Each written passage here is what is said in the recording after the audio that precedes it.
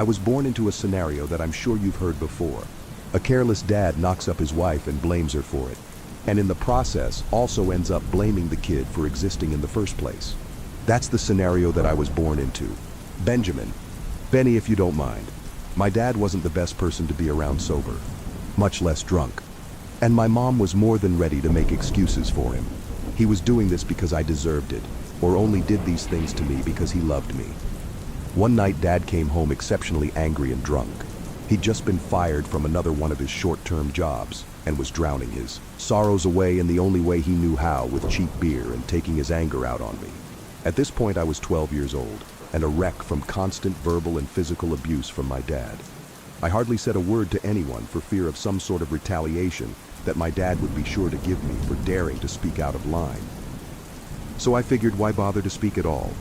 Well, that wasn't a very good solution either, since not answering my dad would lead to a beating as well. A lose-lose scenario. After I had gotten a good thrashing from my dad and was left a crying mess on the floor, bruised and shivering, my mom quickly came over and pulled me into her embrace. She patted my head and rocked me back and forth in an attempt to stop me from crying. Though I don't think she was trying to comfort me. She was just trying to shut up my cries so I wouldn't further upset my dad. He's just been having such a hard time holding down a job, she told me, patting the side of my cheek that wasn't bruised from my dad's slaps.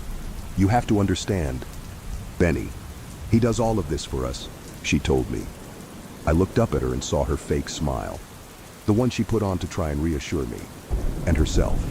At that moment, in a fit of fear, anger, and disgust, I shoved my mom away and ran to the door. She called out to me, and I could hear my dad barking at me, but I didn't even bother to turn around. I sprinted as fast as possible into the woods surrounding our house. Without so much as a glance back, I ran into the thick branches and bushes of the woods and just kept running until I felt like my lungs would pop from exertion, falling to the floor against a dead tree. I curled up into a ball and began to cry silently to myself. This wasn't a planned thing. It was the middle of autumn, and I hadn't thought to bring a jacket or hoodie.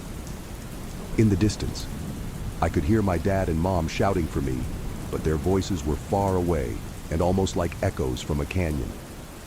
So I simply stood up and kept walking, hugging myself to try and keep warm and hiccup crying as I carried on deeper into the woods, sniffling and crying all the way.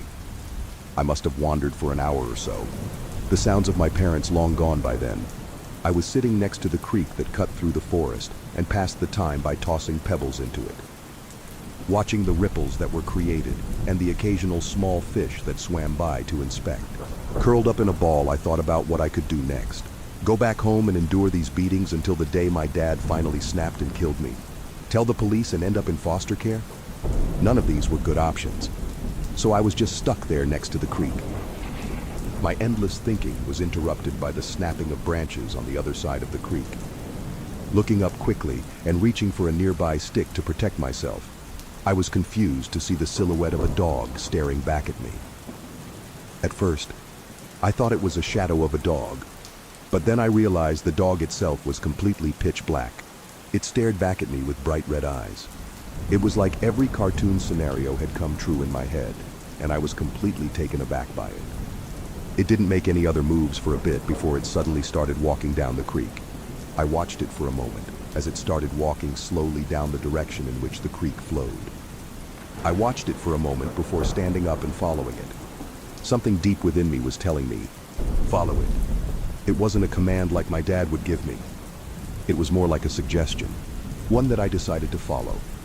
We both walked parallel to each other down the creek for a while, each of us aware of the other, but not acknowledging each other. As the sun began to set, we came across a fallen tree that acted as a bridge to access either side of the creek. We stopped and each looked over at the other. Each of us wondered who would cross. I looked back behind me toward the direction of where my house was. It took me only a few seconds to decide to cross the fallen tree and follow this strange dog.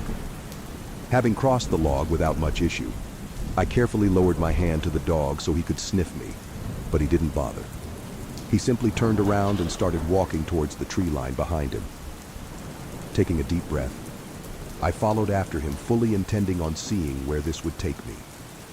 As the sun dipped lower in the sky and the wind began to pick up, I shivered as my lack of clothing began to catch up with me. But the dog continued on his way, and I had no other option but to follow him and hope that we would arrive at our destination soon. As the sun had nearly set completely, we suddenly came upon a clearing, and to my absolute shock and wonderment, there in this clearing in the middle of the woods was a giant circus tent.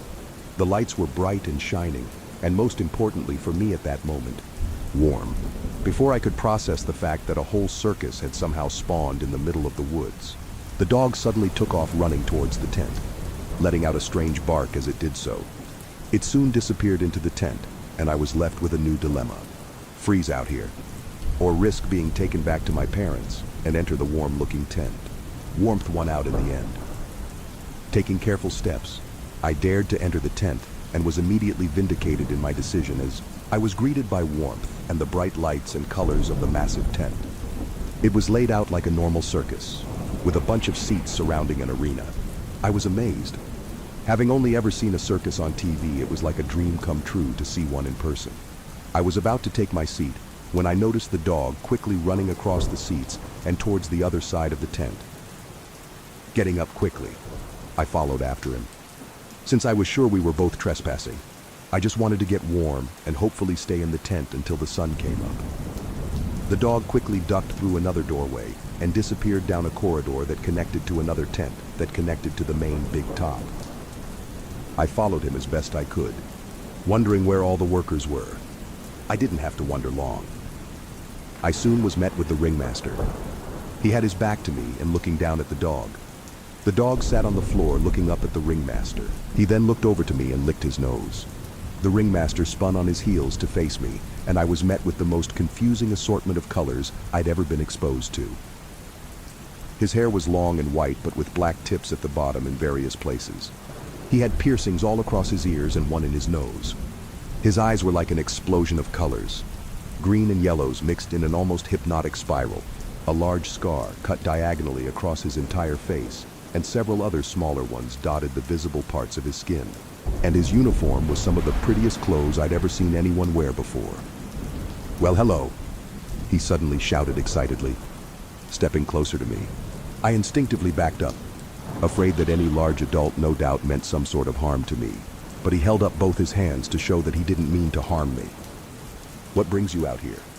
he asked with a smile. He had a hoarse voice with a slight hint of an Italian accent. I stammered, and realized it had been so long since I'd ever actually talked to someone before. It took me a moment to figure out how words worked and functioned in my head. You? The man asked. The smile still plastered on his face as he stared at me, waiting for an answer. I looked over at the dog and realized that it had disappeared. "I ran away from home, and a dog led me here." That was certainly a condensed version of what had happened. But if the man felt any sorrow for me, he certainly didn't let that show on his face, because if anything, he looked thrilled. "Great. That's incredible," he told me, giggling and cackling to himself. "You can join my freak show," he told me, the happiness on his face apparent. I stared at him dumbfounded. Shouldn't he have called the police? Or tried to get more information out of me? "A freak show? I thought this was a circus," I said, looking around at the tent that surrounded us. He looked around with me and gave me a shrug and a hoarse snicker. "I guess it does kind of look like one, but I can assure you, my freak show is way better than a lousy circus," he told me with excitement. It was almost infectious how happy and excited he was getting by just my being there. "Why do you want me to join?"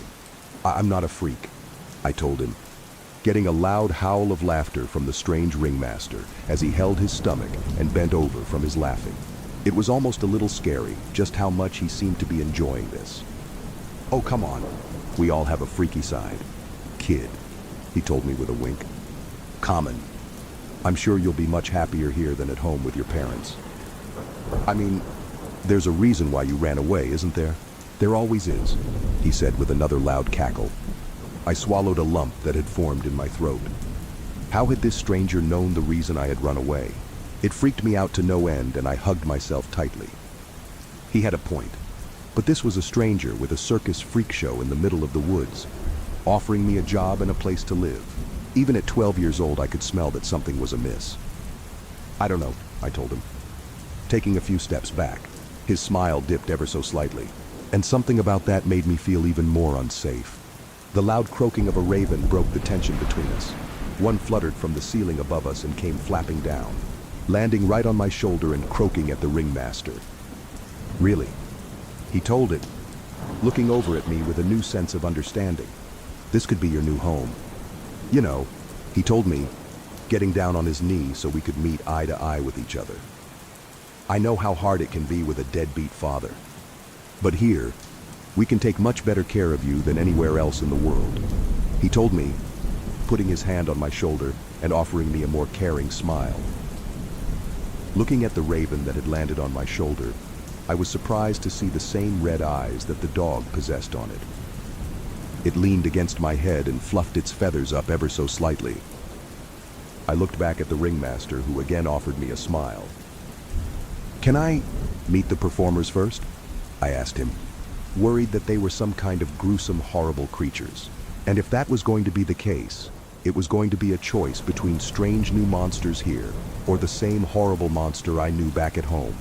The ringmaster's eyes lit up even brighter, and he quickly shot up to his feet in excitement.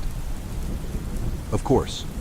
Unfortunately, only a couple of them are here at the moment. The others are still in Europe, I'm afraid.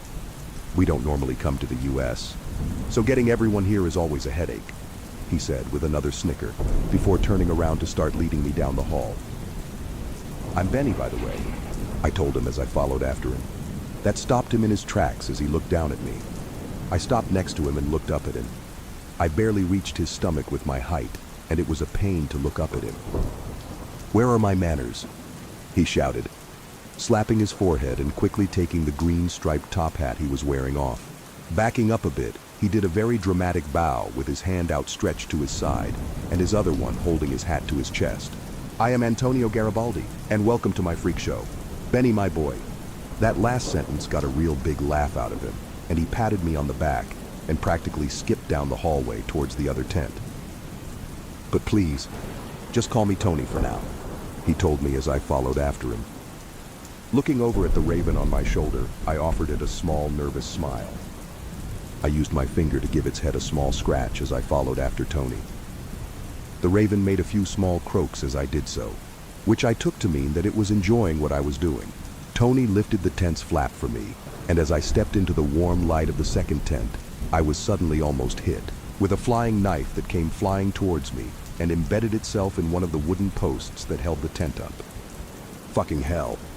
Boss, a little warning would have been nice. If I had known you were bringing a stranger, I would have thrown a few more. A strong Russian accent greeted me after I had gotten done having a mini heart attack from what I was sure was a near-death experience. If I was scared of what had just happened to me, then seeing the person who had almost just killed me sent me a further shock. The person who had thrown the knife that had almost ended my life was a tall, heavily scarred man with messy black hair. His mouth had snake-bite piercings, and his mouth was contorted into a pissed-off scowl. My little 12-year-old eyes wandered down to the metallic left leg that he possessed. If it was a rude thing to do to him, then what would you have called him throwing a knife at me? "Benny?" Tony's chipper voice broke my disrespectful gaze, and I did my best to act like he didn't have a prosthetic leg at all. "Meet Nikolai Dmitrievich, my lovely Russian knife thrower. Don't mind his attitude. It doesn't get any better the more you get to know him," Tony said with a chuckle as he grabbed the knife from the post and tossed it back over to Nikolai. He grabbed it without so much as a glance towards the object and returned the favor to Tony with a middle finger. "Did you bring us a new friend?" Excited giggling suddenly sprung up from behind us. Turning to the source of the giggling, I was shocked to see a clown strapped to a revolving wheel. The kind that a knife thrower uses for target practice. And sure enough, the clown's entire silhouette was outlined neatly with a row of knives. "I sure have. Santiago, Nikolai, go ahead and untie him so he can meet our newest attraction," Tony said with excitement that seemed to surpass even the clown's own. Nikolai tsked in annoyance and walked over to the spinning wheel. I watched him walk on the metal prosthetic and was amazed to see that it didn't hamper his ability to walk at all. It was like it was, and always had been, his leg. Nikolai quickly pulled Santiago off the wheel and started pulling all his knives from the wheel. Now down from the wheel, Santiago eagerly walked towards me. As he did, I saw that his feet were constantly pointed toe to toe with each other, latter learning, of course, that he had been born with a pigeon toe walk. His clown outfit was frilly and fluffy, with a mixture of green and orange. His face wasn't completely painted, only his cheeks and nose, with a stripe of white going down over his eyes. Finally reaching me with his awkward walk, he eagerly threw his arms around me and hugged me, surprising the raven and sending him fluttering off my shoulder. "What's your name? Where do you come from? Have you ever been to the circus? Are you joining us? What about your talent? What can you do?" He was asking me a million questions at well over 1,000,000 miles a second. Each question was interrupted with a laugh or giggle. Soon he'd asked me so much that my head hurt trying to keep up with them all. "What's all this noise about?" a soft voice asked all of us. I looked over Santiago as he continued to bombard me with questions and laughs, and watched as someone climbed down from the middle wooden posts that held up a practice tightrope. I was surprised to see a rather chubby woman climbing down to join the chaos that was going on. She had dark tan skin like Santiago had, but hers was broken up by splotty patches of light skin. A condition I would eventually learn was called vitiligo. "Abigail, just the perfect person to look over our new arrival," Tony said with a smile as he shoved Santiago away with a push of his face and pushed me forward like I was a little lost puppy he had gotten her for Christmas. Her eyes positively lit up when she saw me, and she quickly came closer to me. "Hello, my child," she said in a tone that simply radiated the words motherly. My mom had a similar tone, but I could tell that she was forcing it. She was simply trying to keep herself and me together in any way she could. But coming from Abigail, it just seemed natural and correct. It was caring and inviting. "Are you going to be staying here with us?" she asked me with a soft and loving smile. Even with her clown makeup on, it still shone through just how caring she was. "Bring in another street rat, boss?" a Scottish accent asked. I turned my gaze over to the source and let out a surprised and horrified gasp as I backed up into Abigail. Walking their way over toward the group that had assembled to greet me, I was completely terrified to see a two-headed person coming over toward us. Ah, and last but certainly not least, the twins, Edgar and Alan, Tony said with a smile and a nod as he came over to Abigail and me. "They truly are a sight to see, but I can assure you they mean you no harm. If anything, Alan probably thinks you'll be the one to hurt him." Tony and Santiago snickered together as they gave each other a high five. The left head looked over to the side to avoid my gaze, and I took it to mean that he was Alan. Both him and his other head, Edgar, possessed no pupils that I could see in their eyes.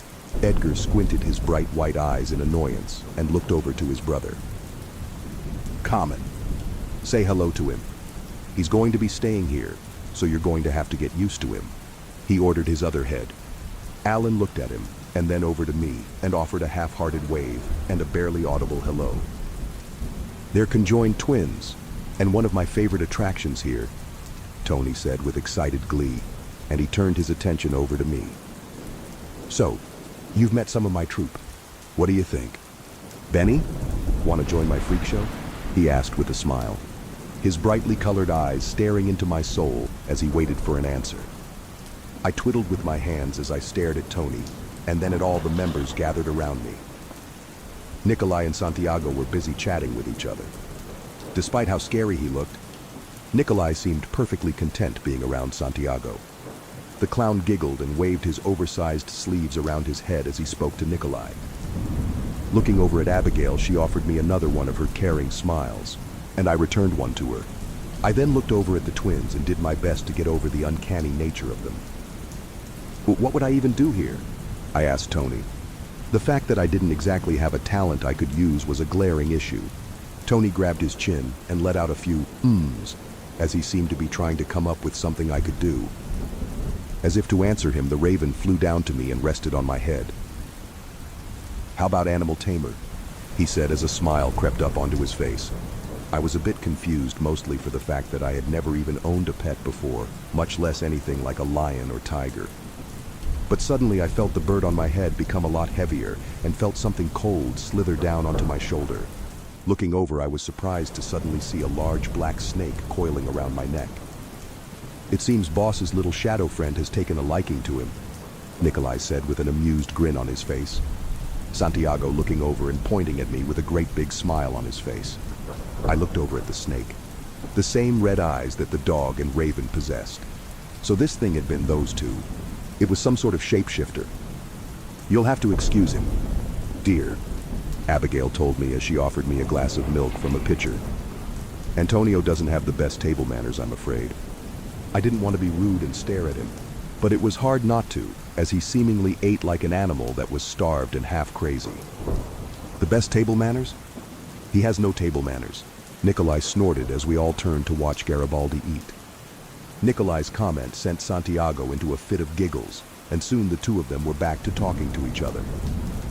After having my fill, I sat awkwardly in my chair, not exactly sure what I was supposed to do now. I was now part of the freak show thanks to the little shapeshifter, but I still didn't feel like I belonged here. And the strange encounter I had overheard between Antonio and the former animal tamer still lingered in the back of my mind. The shapeshifter was in a raven form again today, and he perched on my shoulder like a parrot. I'd offered him some pancakes, but he didn't seem too interested in it. So the two of us just sat there silently at the table while everyone around us chatted and talked to each other. "Benny, I've got another amazing surprise for you." Tony suddenly broke my awkward quietness and pulled everyone's attention over to him. Despite having eaten like a wild animal, his face was surprisingly free of stains. He stood up excitedly from his chair and hurried over to me. "Come along. I want to show it to you." He offered me his hand, and with a slight bit of hesitation, I took it and allowed him to lead me to this mysterious surprise he had for me. He led me to the troop tent where everyone had their rooms. I was expecting him to have given me the same spare room I'd slept in the night before, but was surprised when he led me to a different room and opened the door for me. Stepping inside, I was floored to see that it was almost an exact copy of my room at home. But unlike my room at home, which was sparsely decorated and simplistic, this room was filled with toys that I'd never owned, an entire bookshelf that wasn't in my old room before, and a desk filled with several different kinds of art supplies. "This is amazing," I said with so much excitement that my voice gave out a little squeak, and running into the room to get a good look at everything. Tony smiled as he leaned against the doorframe and watched as I inspected the whole room.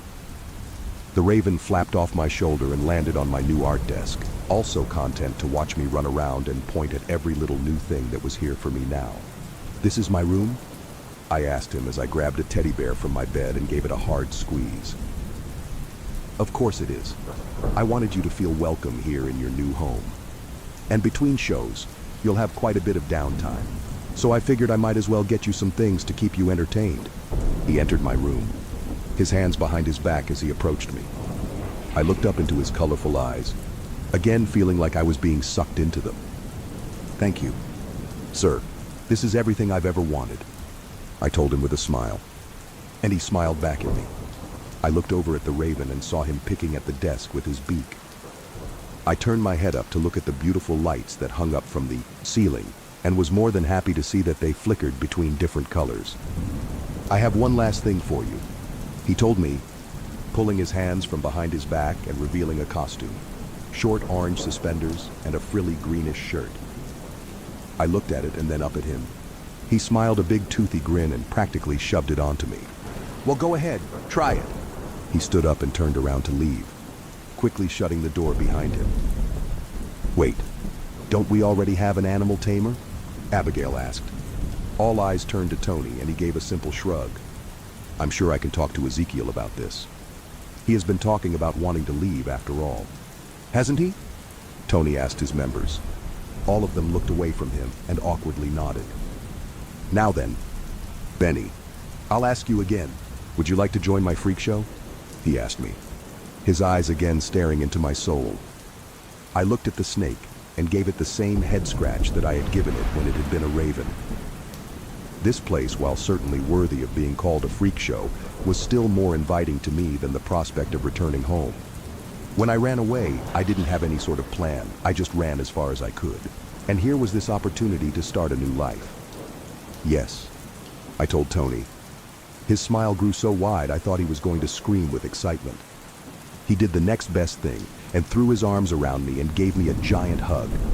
He passed me along to Abigail as she excitedly came up and wanted to hug me next. Even Santiago joined in and wrapped his giant oversized sleeves over me. Nikolai and the twins couldn't care less about me though, which was fair. Tony showed me where I would be staying for the night, a bunk bed in one of the spare tent rooms he had in the living quarters tent. He promised me that he would soon have a proper room for me and a costume for me to wear. Abigail and Santiago came to my temporary room to wish me good night and to tell me just how excited they were to have me there. I couldn't sleep though. Who could after suddenly deciding to run off and join a circus? I sat up in the dark room and held my new snake friend in my hands as he slithered around between my fingers. I smiled and watched as he changed sizes from a small little snake to a much bigger one. My mind went wild with the kinds of animals he could turn himself into. I thought that this place could be my new home, and I could grow up to be an amazing performer. Sometime in the middle of the night, someone tried opening the tent flap across the room from mine and couldn't get it to open. I sat up in bed after another failed attempt to try and get some sleep and tried to tune my ears to try and see if I could hear anything outside my room. Ezekiel, I was just looking for you. Tony's chipper voice suddenly rang out in the hallway. I stood up from my bed and tiptoed over to the door to get a clear listen. What's the matter? Sir? Why is my tent locked? A stranger's voice asked Tony. This was probably the current animal tamer. Tony's chuckles were loud and easy to hear from where I was, and he was pretty close to my door. Well, it seems I found a replacement for you. Zeke, you have been saying how you've been wanting to leave the freak show for a while now, haven't you? He asked Ezekiel. There was a long pause where I couldn't hear anything from the two of them. What do you mean? Sir, you know I love it here. Ezekiel was trying to reassure his boss that he indeed wanted to stay at the freak show. Oh, Zeke, you shouldn't lie to me. We both know you've been telling the other members how badly you want to get out of here. So why not just take an extended break from the show? I've already got a replacement lined up for you, Tony said, and I felt a chill run up my spine. I was that replacement. But please, sir, Ezekiel was cut off before he could even say anything by Tony chuckling at him. But as his laugh continued, his already hoarse voice began to become more otherworldly, and I could hear some kind of cracking and snapping coming from the hall. Then all of a sudden rush of noise, the sound of someone running away. Don't run, Zeke. You'll only tire yourself out, Tony cackled as his strange new voice seemed to chase after the running footsteps. In complete terror over what I had just heard, I ran back to my bed, dove headfirst into the blankets, and pulled them over my head, still having that sense that if I covered myself completely in blankets, no outside force could harm me. The next day, I was awoken by Santiago jumping on my bed in excitement about the fact that breakfast was being served in the main tent. I told him thank you and watched as he slowly waddled his way out of my room and down the hall. As I stood up from bed and rubbed my eyes trying to get the tired out of them, I bumped right into Tony as he waited for me at the door. Great news. Benny, looks like you'll be our new animal tamer, he said with a happy smile. I stared up at him and remembered everything that I had heard last night. That's great. Sir, but what about Ezekiel? I asked him, and he gave me a giggle and tousled my hair with his hand. Don't worry about it. I took care of him. Now come on. We're a family here, and we eat all of our meals together, he told me. A smile on his face, and I couldn't help but notice that the scar across his face was leaking some blood. I nodded cautiously and followed him as he led me to the main tent. I've thought back to that night so many times, and I wish I had taken the chance and said no to Tony. Maybe all the horrors would never have happened. Maybe I could have just left the night I heard him in that hallway and never gone back. But I didn't. I stayed. And that mistake will haunt me for the rest of my life. Eating breakfast with the troupe was a little awkward for me. I was so used to eating my meals in terrified silence, trying not to bring my dad's wrath down on me for the slightest reason. I had never had a meal where everyone seemed to really love each other. Abigail made sure I sat next to her while she handed me a plate stacked full of pancakes and syrup. Nikolai and Santiago sat across from me. too entertained with each other's company to notice me. The twins sat further along the giant table, more than content to be by themselves. Tony, meanwhile, sat at the head of the table and was one of the messiest eaters I'd ever seen in my life. I looked down at the combination of clothes and figured that if I was part of the freak show, then I would have to look the part. Shedding my clothes, I started putting the new ones on, and to my surprise, found that they fit me perfectly. I walked over to the door and opened it up to show Garibaldi that the uniform fit. "Oh, you look stupendous. You'll knock it out of the park with tonight's performance," he said with excitement, which got a jaw-dropping reaction from me. "To tonight? But I've never done anything like this before. Don't I need practice or something?" I said in a panic. Suddenly realizing that I had to perform in front of people, Garibaldi snickered and kneeled so he was on my level. "Don't you worry. Benny, he'll be doing most of the work." He motioned over to the shapeshifter. "All you have to do is name an animal, and he'll transform into it for you. No matter what it is, he can turn into it. For now, practice in here with him. I'll come by later and let you practice in the big top before the show," he said with a smile and a tussle of my hair, before standing up and giving my room one last look over. I wordlessly nodded as he turned to leave my room. My mind was zooming over 1,000,000 miles an hour as I tried to mentally plan out in my head how I was supposed to do all of this. I must have been standing there for a long while because I soon received a knock on my door. Getting pulled out of my panicked zoning out, I opened my room door to see Santiago and Abigail standing out in the hall. "Hello, dear. We decided to come and check on you. See how you're holding up," Abigail said to me with a smile. Santiago, meanwhile, pushed past me and pigeon-toed his way into my room to get a good look at everything with wide-eyed excitement. "I'm scared for my performance," I told her, walking over to her and planting my face into her soft embrace. She nodded knowingly and wrapped her arms around me, softly stroking my head as I let my stress out in a great big groan into her. "You've got an amazing room." "Benny," Santiago said with excitement, picking up some of my stuffed animals and tossing them in the air. I looked over at him and couldn't help but smile at his carefree nature. They were the best people who could have shown up here to cheer me up. Before they left, Santiago offered to help me put on the makeup I would have to wear for my performance. I was hesitant at first, but when he said please over and over for almost a minute, I caved and let him do it. He did only some red cheeks and a red nose for me, while Abigail finished it off with a few colorful dots on my face. The two of them showed themselves out, and I was left in my new room with my shadowy shapeshifter. I sat at my desk and looked at him as he hopped around on my desk and pecked at it without a care in the world. I'd seen his different forms for myself: the dog that led me here, the snake, and the raven. "Can you turn into a turtle, please?" I asked him, not wanting to be rude and just order him around.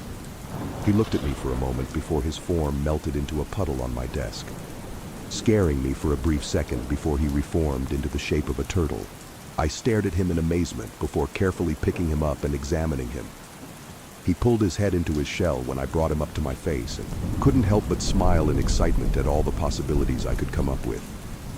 However, my moment of thinking was interrupted by the loud blaring of a train whistle. This caught me completely off guard, and I accidentally dropped my turtle friend from the fear and startling that I had just gone through. Realizing what I'd just done, I quickly dropped to the floor and picked him up. "Are you okay?" I asked him with concern before he poked his head out at me and gave me a little nod. I let out a sigh of relief before setting him on the table and quickly heading to the door to go out and see what that noise was. Before I got out into the hallway, I was greeted by a pair of boots waiting for me at the door.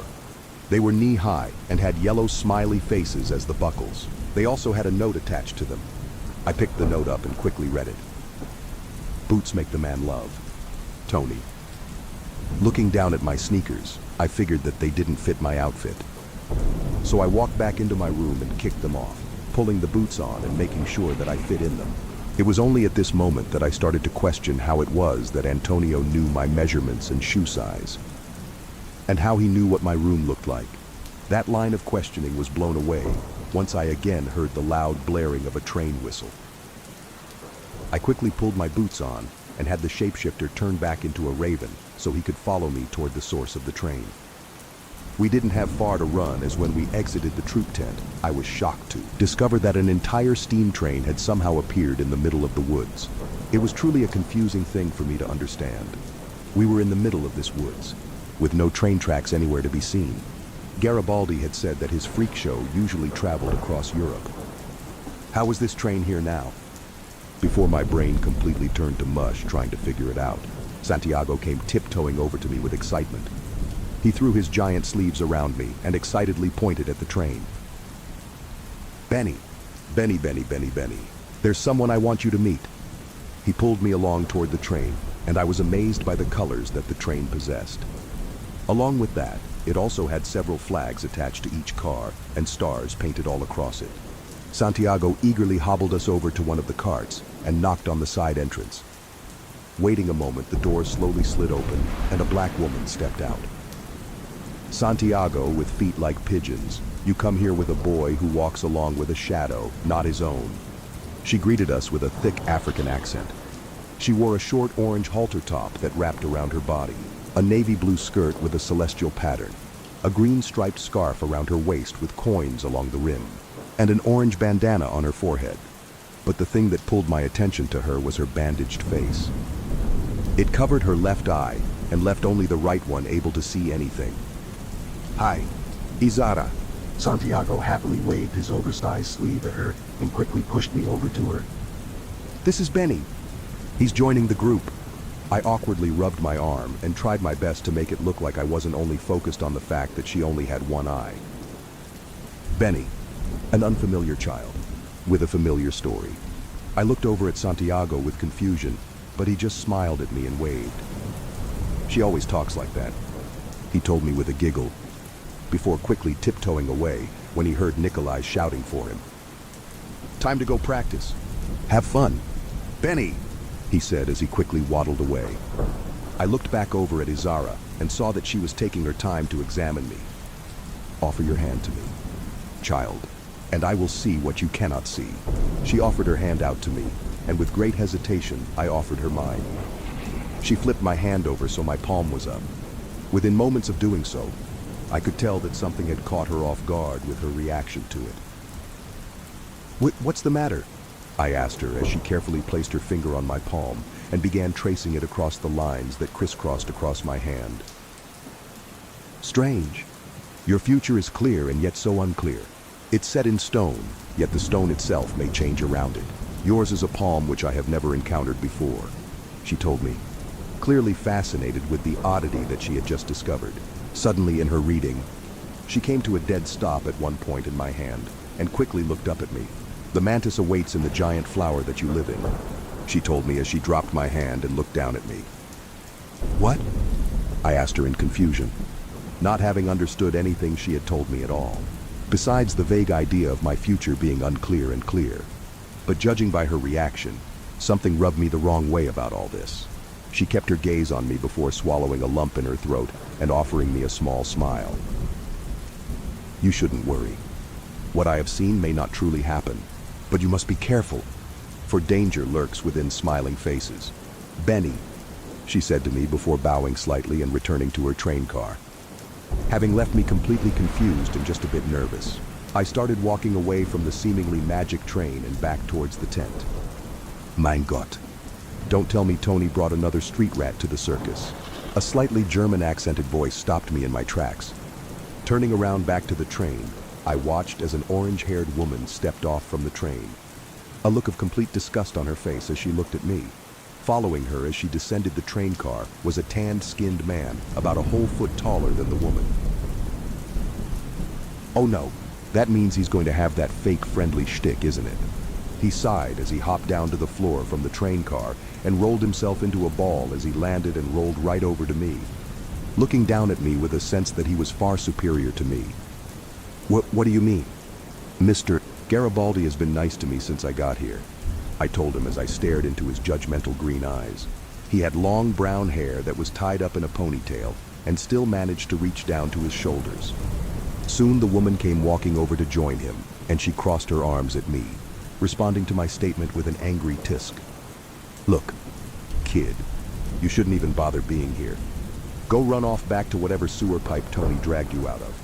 Because joining this circus is going to be the biggest mistake of your life. She tisked angrily, almost getting me to start crying on the spot with her mean comments. Yesh, Efa, the man said as he looked over at the woman, who I guessed was named Eva. You didn't have to go that far. He looks like he's about to start crying. I quickly tried to wipe the few tears from my face to hide the fact that I was already crying. Why should I bother pretending to be nice to him just because he's new? He probably won't even last a week here. Now, Common, Jasper, we need to practice so I don't drop you face first into the ground. She walked right past me, bumping into me and sending me staggering backward, and my raven fluttering a bit as he caught his footing on my shoulder. As if you're the reason people come to see us. I'm the one with the moneymaker after all. Jasper scoffed as he followed after Eva. The two of them seemed to argue the whole way as they walked toward the tent. Left alone with their harsh words and with Izara's predictions fresh in my mind, I began again to have second thoughts about having joined the freak show in the first place. My self-doubt was interrupted by my raven as he pecked at my hair and tugged on it, pulling me out of the labyrinth of my mind and toward the big top tent. I figured he wanted me to practice with him. So I followed his lead as he flapped off of my shoulder and started to fly toward the tent. I followed after him and wiped the last few tears and snot from my face. I was determined to show those two jerks that I indeed belonged here. I was amazed by everyone's performances. Getting to practice with them was like seeing a private show all by myself. With the added fact that I also had to participate in it, I was able to learn everyone's acts and how they worked. Nikolai and Santiago worked together like I had seen them do when I first entered the freak show. Nikolai was a skilled knife thrower, and Santiago was his target. The clown would occasionally tell jokes, but it was at his own risk, as his jokes often caused Nikolai to begin laughing and mess up his aim. Abigail, despite her larger frame, was the tightrope walker. It hadn't clicked for me when we first met that she had been practicing her tightrope walking. I could tell that she was nervous while doing it. No doubt she had done it plenty of times, but she still had an aura of nervousness while she was doing it. Jasper and Eva were the acrobats. I watched as the two of them swung from the ceiling like monkeys, doing amazing flips and twirls. The two of them even jumped off their respective swings, caught each other in their arms, and fell to a much lower swing. During their practice, I could still hear them arguing with each other, with Eva threatening to drop Jasper on more than one occasion. I learned that the twins and Izara had separate tents set up outside for their respective acts. It made sense since the twins were a spectacle without even having to do much, but the two of them could juggle and do things separate from one another. It wasn't every day that you could find conjoined twins like the two of them, so it was easy to say they had the easiest job. And since Izara was a fortune teller, it made sense to set her up with a tent as well. I was so enamored with everyone's practice that I didn't even really do my own very well. The shapeshifter got me to pay attention every once in a while, but by the time Garibaldi came in with news that the show would begin in 2 hours, I had completely wasted my opportunity to practice. Garibaldi called us all over for a group meeting. Now, as you all know, Benny is new to the freak show. He pointed to me and I gave everyone an awkward wave. That being said, I figured we'd end tonight with his first performance, he said with an excited smile and quick happy claps. Everyone muttered amongst themselves and looked down at me as I stared down at the floor in horror. I wished I had practiced more than I had. It's okay, sweetheart. Abigail's soothing voice comforted me. She wrapped her arms around me from behind and gave me a soft and warm hug. Santiago quickly waddled over and tousled my hair. A big smile plastered on his face. I was grateful for their support. But looking over at Jasper and Eva, I was met by their icy cold glares. Swallowing a lump in my throat, I followed everyone back towards the hall that led to our rooms. I sat on my bed, nervously picking at the skin on my fingertips as I could hear the sounds of people arriving at the freak show. The 2 hours flew by in a blur until at last Garibaldi came to gather me from my room. Don't dwell on it too much. Benny, I'm sure you'll do amazing, he said with a hoarse laugh, placing his top hat on his head and heading out to greet the audience. I followed after him and poked my head out from behind the tent flap and was met with the entire big top filled to the brim with people. My fear was suddenly amped up to 11. "Ladies and gentlemen," Garibaldi shouted, his voice reverberating through the big top and getting everyone gathered to watch the show to quiet down. "Thank you all so much for coming to my amazing freak show," he said with a hint of overwhelming pride. "Tonight you will see things that will amaze you, frighten you, and maybe even inspire you. Now give it up for the duo that we love to laugh at, Nikolai and Santiago." The crowds cheered and clapped as stereotypical carnival music began to blare. I watched from behind the tent flap as Santiago was tied to a spinning wheel, and Nikolai delighted in throwing knife after knife at him, sometimes with his eyes closed, with his back turned to Santiago. And for the finale, after Santiago had said probably every joke he'd ever thought up, Nikolai pulled an enormous Bowie knife from his metal prosthetic leg and tossed it right at Santiago's head. The knife missed the clown's scalp by mere inches and impaled his hat to the wheel. The crowd roared with approval as Nikolai turned to bow at all of them, and Santiago waved excitedly from his position strapped to the wheel. The lights soon went out for a brief moment, and Garibaldi appeared back in his position in the middle of the tent. A delightful showing, but now, you'll see that sometimes to reach for the stars, you simply have to swing for it, he said with a smile as he pointed up towards the ceiling of the tent. The lights dimmed down and spotlights shone up to the sky. Abigail was there already in the middle of the tightrope. She was holding an umbrella in one hand and a mini table in her other hand. I could tell from down here how nervous she was. Suddenly Jasper came swooping down from a swing and placed a vase full of water and flowers on Abigail's mini table. He let go of his swing and somersaulted through the air. Eva next swooped in, hanging onto the swing by her legs, and caught Jasper just as he was beginning to fall toward the ground. Abigail was in her own little world, doing her best to just stay focused and complete her part of the set. The acrobats circled Abigail as she continued to make her way over toward the other side. All the while, Jasper and Eva continued to add more things onto the mini table. By the time Abigail reached the other side of the tightrope, the table had a vase, several plates, and a toaster on top of it. The crowd was eating it up, but I was panicking when I realized that my turn was fast approaching. "It's your turn, Benny," Tony said as he wrapped an arm around me from behind and succeeded in getting a scared scream from me. "Don't worry too much. Like I said, he'll be doing most of the work," he told me with a smile and a chuckle. He walked past me and I followed after him. Finally, I emerged from behind the tent flap, and as I did so, I noticed that the music that was filling the tent had a source. Hidden off to the side was a giant wagon, and inside the wagon was a giant pile of flesh and faces. My heart stopped, and I let out a muffled scream as Tony quickly caught me from behind and covered my mouth. "Oh, I almost forgot. Don't mind Bandwagon. They may look scary, but they're harmless. They enjoy playing music more than anything."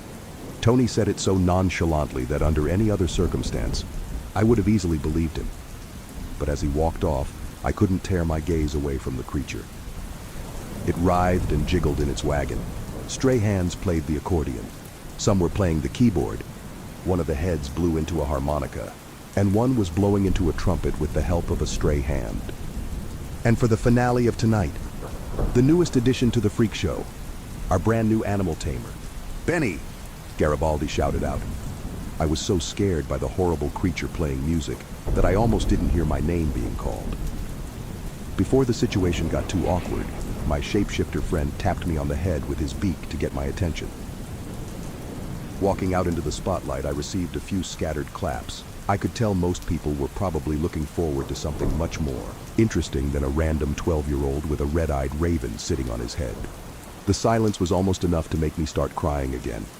I could feel a panic attack setting in as I felt my breathing becoming harder and harder to do. But before I could have a meltdown on the circus floor, the raven fluttered off my head and suddenly shifted and morphed into a giant dog. That got people's attention as they marveled at the sudden appearance of such a large dog. The dog looked back at me with the same deep red eyes it always possessed and flicked its head. It was motioning for me to give it a command. Taking a few deep breaths to regain my composure, I took a few cautious steps toward the giant dog and carefully placed my hand on his muzzle. "Please, turn into a lion," I asked him. He looked at me and nodded, backing up and letting out a roar as a full black mane sprouted around his head. The crowd was caught off guard and shocked by the display. I smiled a little and muttered a soft thank you to him. "Can you turn into a unicorn?" I asked him, thinking of the first mythical creature that popped into my head. He lowered his head for a moment before his body slimed down and began to grow taller. Soon he'd taken the form of a slender horse, and a horn grew on his head. This stunt got everyone's attention, and they were shouting and cheering for me. It was the first time in my life that I felt that I had done something special. I carefully approached him and held his long face in my hands. "Can I ride you?" I asked him. He seemed to think about this for a moment before getting down low enough for me to clamber onto his back. Once I was safely on, he began to trot around the circle to the sound of uproarious applause and cheers for the both of us. When my part of the show was over, we all gathered in the middle and got a huge round of applause. Everyone from the freak show crowded around me after we had all taken a bow and the freak show was deemed to be over. Santiago and Abigail were the most upfront with how happy and excited they were with my performance. I would have done it better, but I guess for your first time it was all right. Nikolai shrugged as he played around with a butterfly knife. It was the first sort of compliment I'd gotten from him, so it made me feel a lot better about staying with the freak show. With the show over, we were allowed by Garibaldi to return to our tents with a job well done. I was on the way to my room when I heard a few voices coming from outside. Thinking that it was a few members of the troupe, I skipped going to my room and headed outside into the dark to see if I could see the source of the voices. Following the sound trail, I was greeted by a group of drunk guys teasing the twins. This is the kind of freak show I signed up for. One of them laughed as they tossed an empty beer can at the twins. Alan cowered away from them as they heckled and laughed at him. Edgar, meanwhile, was stoic and didn't bother to show them any reaction. Before the drunks could do anything else to the twins, a familiar voice interrupted their heckling. "Gentlemen," Garibaldi's overly excited voice startled not only the men, but me. "If it's something freaky you wish to see, you only have to follow me. I'll show you something truly freaky," he said with his characteristic snicker. The drunk men muttered to themselves for a moment before agreeing and following Garibaldi over to one of the side tents. Keeping to the shadows so as not to be seen, I followed after them. Garibaldi led them into the tent and closed the flap behind him. I reached the tent and was greeted by a giant funhouse. Lifting the tent flap, I discovered that it was pitch black inside. My curiosity was big, but my fear of total darkness was bigger, so I quickly closed the flap and started making my way back toward my room tent. As I was walking away, I started hearing screams coming from the funhouse, and I quickened my pace to get to my room quicker. The next day there wasn't a single sign of the drunks, and the freak show began to pack up and load everything onto the train. I watched with unease as Tony and Nikolai pulled bandwagon onto the train, and its eerie dead faces stared at me. I was worried that some of those faces might have belonged to those drunk men. After my first performance, and after the drunks disappeared into the funhouse, I was a little more apprehensive about continuing to be in the freak show. Seeing Nikolai and Antonio pull the bandwagon onto the train freaked me out. But before I could process anything, I was interrupted by Santiago's excited giggling as he wrapped his arms around me and hugged me tightly. "You're going to love Europe so much, Benny," he told me with that endless amount of happy charm he possessed. And it was like any worry I had instantly vanished whenever I saw his painted face and its contagious smile. "How does this train even take us to Europe?" I asked him as I turned to take in the giant multicolored locomotive. I was still at a loss over how it suddenly appeared in the forest, with no track or noise besides the whistle to announce its arrival. "I honestly don't know. We just sort of arrive at our destination after a while." Santiago shrugged at me. Clearly he hadn't cared to have given it much thought. Before I could ask him any further questions, the two of us were called over by Abigail to help the rest of the troupe pack everything up. I did the best I could do with my 12-year-old strength. It was as I was loading my things from my room onto the train that I learned of our destination from Garibaldi. "France?" I asked him. He gave me an excited nod and quickly shoved a brochure into my hand, almost knocking the shapeshifter from my shoulder. The little guy in his panic turned into a snake and quickly coiled around my neck to keep himself from falling. It got a little surprised gag from me, but nothing further.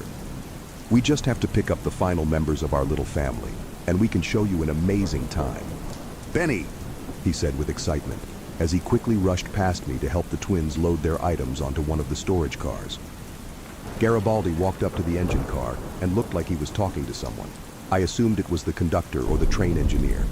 I couldn't exactly see Garibaldi being allowed to ride a bicycle, much less a whole train. Oh God, did he say we're going to France? Nikolai asked as he sat a wooden crate down next to me. I looked up at him and nodded, showing him the brochure that Garibaldi had given me. The look his scarred and burnt face gave me sent my gaze quickly back down to the ground to avoid it. I thought the boss had finally ditched that French freak and his stupid gremlins. He stabbed the brochure with one of his knives and chucked it as hard as he could against a nearby tree, pinning it there. Do you not like him? I asked the Russian. He looked down at me and then quickly looked around him. Once he was sure no one could overhear us, he crossed his arms and let out an annoyed sigh. Word of advice? Kid, stay away from him. No one in the troop likes him. Not even the boss likes him that much. So you're better off just avoiding him. With those simple words of advice, Nikolai walked off muttering a bunch of words to himself in Russian. As I loaded the last of my things onto the train, I could tell that news of our destination had reached the rest of the members because their once cheery demeanors had all but evaporated. But despite that, we all together had taken down the circus tents and booths and had finally loaded them all onto the train. When Garibaldi called for all aboard, I hesitated in climbing up the steps to board. There were still lingering doubts in my mind. The snake on my shoulder nudged me to go forward, but I still stood there, frozen with indecision. Move, twerp, Eva told me as she shoved past me to board the train, followed quickly after by Jasper, who barely even glanced at me with his face held so high. The next person was a lot nicer since it was Abigail who offered me her hand. I looked at her and her patchy skin. Despite the fact I'd never seen someone with vitiligo before, I had already gotten to know her so well that it no longer even bothered me. Common. Benny, can't keep your new family waiting, she said with that loving smile she always had. I looked at my snake, who stared back at me with his deep red eyes. He offered me a little flick of the tongue, which licked my nose and got a surprised giggle out of me. I took Abigail's hand and followed her on board the train. As it turned out, we all had our own private cabins, so I was left with my shapeshifter and a bed along with a seat and even a bathroom. Carefully, I took the shapeshifter off my shoulder and placed him on the bed while I went to use the bathroom. I took the time to get the makeup off my face and also change out of my circus clothes. I didn't exactly know if this was allowed, but I was alone and wanted to be back in my normal clothes at least for the meantime. With that all finished, I felt the train start moving as soon as I exited the bathroom, wanting to see it move. I walked over to the window only to find that it was completely tinted and that I was unable to see outside of it. I suddenly figured out why Santiago didn't know how the train moved. Plopping myself down on the bed, I decided that now was as good a time as ever to discover some more things I could do with my shapeshifter friend. I asked him to turn into various small things, from a beetle to a bunny, and he did this all with little effort on his part. This filled my mind with various ideas of what to ask him to turn into for our next performance. I quickly got some notebook paper and a pen from the art supplies that had been in my room and began to jot down ideas for him to turn into. As I did this, I received a knock at my door. Telling whoever it was to enter, I was surprised to see that it was Izara who had decided to come visit me suddenly. Her single eye scanned my room before landing on me. It looked like she was hesitating whether to come in or not, so I nodded at her. Pardon my intrusion upon your sanctuary. I bring you a charm to which it can be said will bring upon you some favor from the spirits, she told me, opening up her clenched right hand and revealing a small necklace. Trying to decode what she'd told me in my mind, I figured in some way that she was giving me a good luck charm. Thank you, I told her as I sat my pen down and walked over to her to take it from her. Before I could, she slowly took my hand, opened it palm side up, and let the necklace fall from hers into mine. It was a simple one made of string and beads with a shining emerald. It's really pretty, I told her with a smile. slipping it over my head and letting it dangle down to my chest. She bowed her head down at me slightly and backed up a bit before it seemed like she had something else she wanted to tell me. The stone matches your eyes. Now 3 eyes you shall have. Be safe, child, for the mantis will not hesitate to harm you when a chance to do so he has. She bowed again before wordlessly slipping out into the hall. I stood there, my brain working overtime to try and figure out what she was trying to tell me. I closed the door to my cabin and went back over to the bed. I sat down and stared down at the necklace, playing with the emerald stone as her warning played around in my head. This was the second time she'd mentioned a mantis. She'd mentioned it the first time she'd read my palm, and now again. Was it a warning about the final freak show member waiting for us in France? I played around with the thought in my head before a sudden squawking from my desk pulled me out of my deep thoughts. My shapeshifter friend was a parrot, the last thing I asked him to turn into, and he pecked at my incomplete list. Smiling back at him, I let the emerald drop back down to my chest and quickly hurried over to finish brainstorming ideas for my next act. Any thoughts of mantises were quickly forgotten in the excitement over my brainstorming session. Finding my legs growing restless, I picked up my shapeshifter friend and had him coil around my throat in his snake form.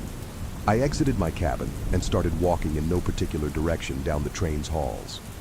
I was planning just to stretch my legs out for a moment, and there wasn't any better way of doing this than just walking. Soon I reached the door that led to the next cart, and without a second thought, I opened it and walked in. And I immediately regretted my decision when I came face to faces with Bandwagon. It was sitting there in the dimly lit cart with its instruments still in the places where it had had them during the performance. The mass of flesh and faces writhed a little at my intrusion of its privacy. But it didn't say anything. And I think that was scarier than if it had screamed or roared at me.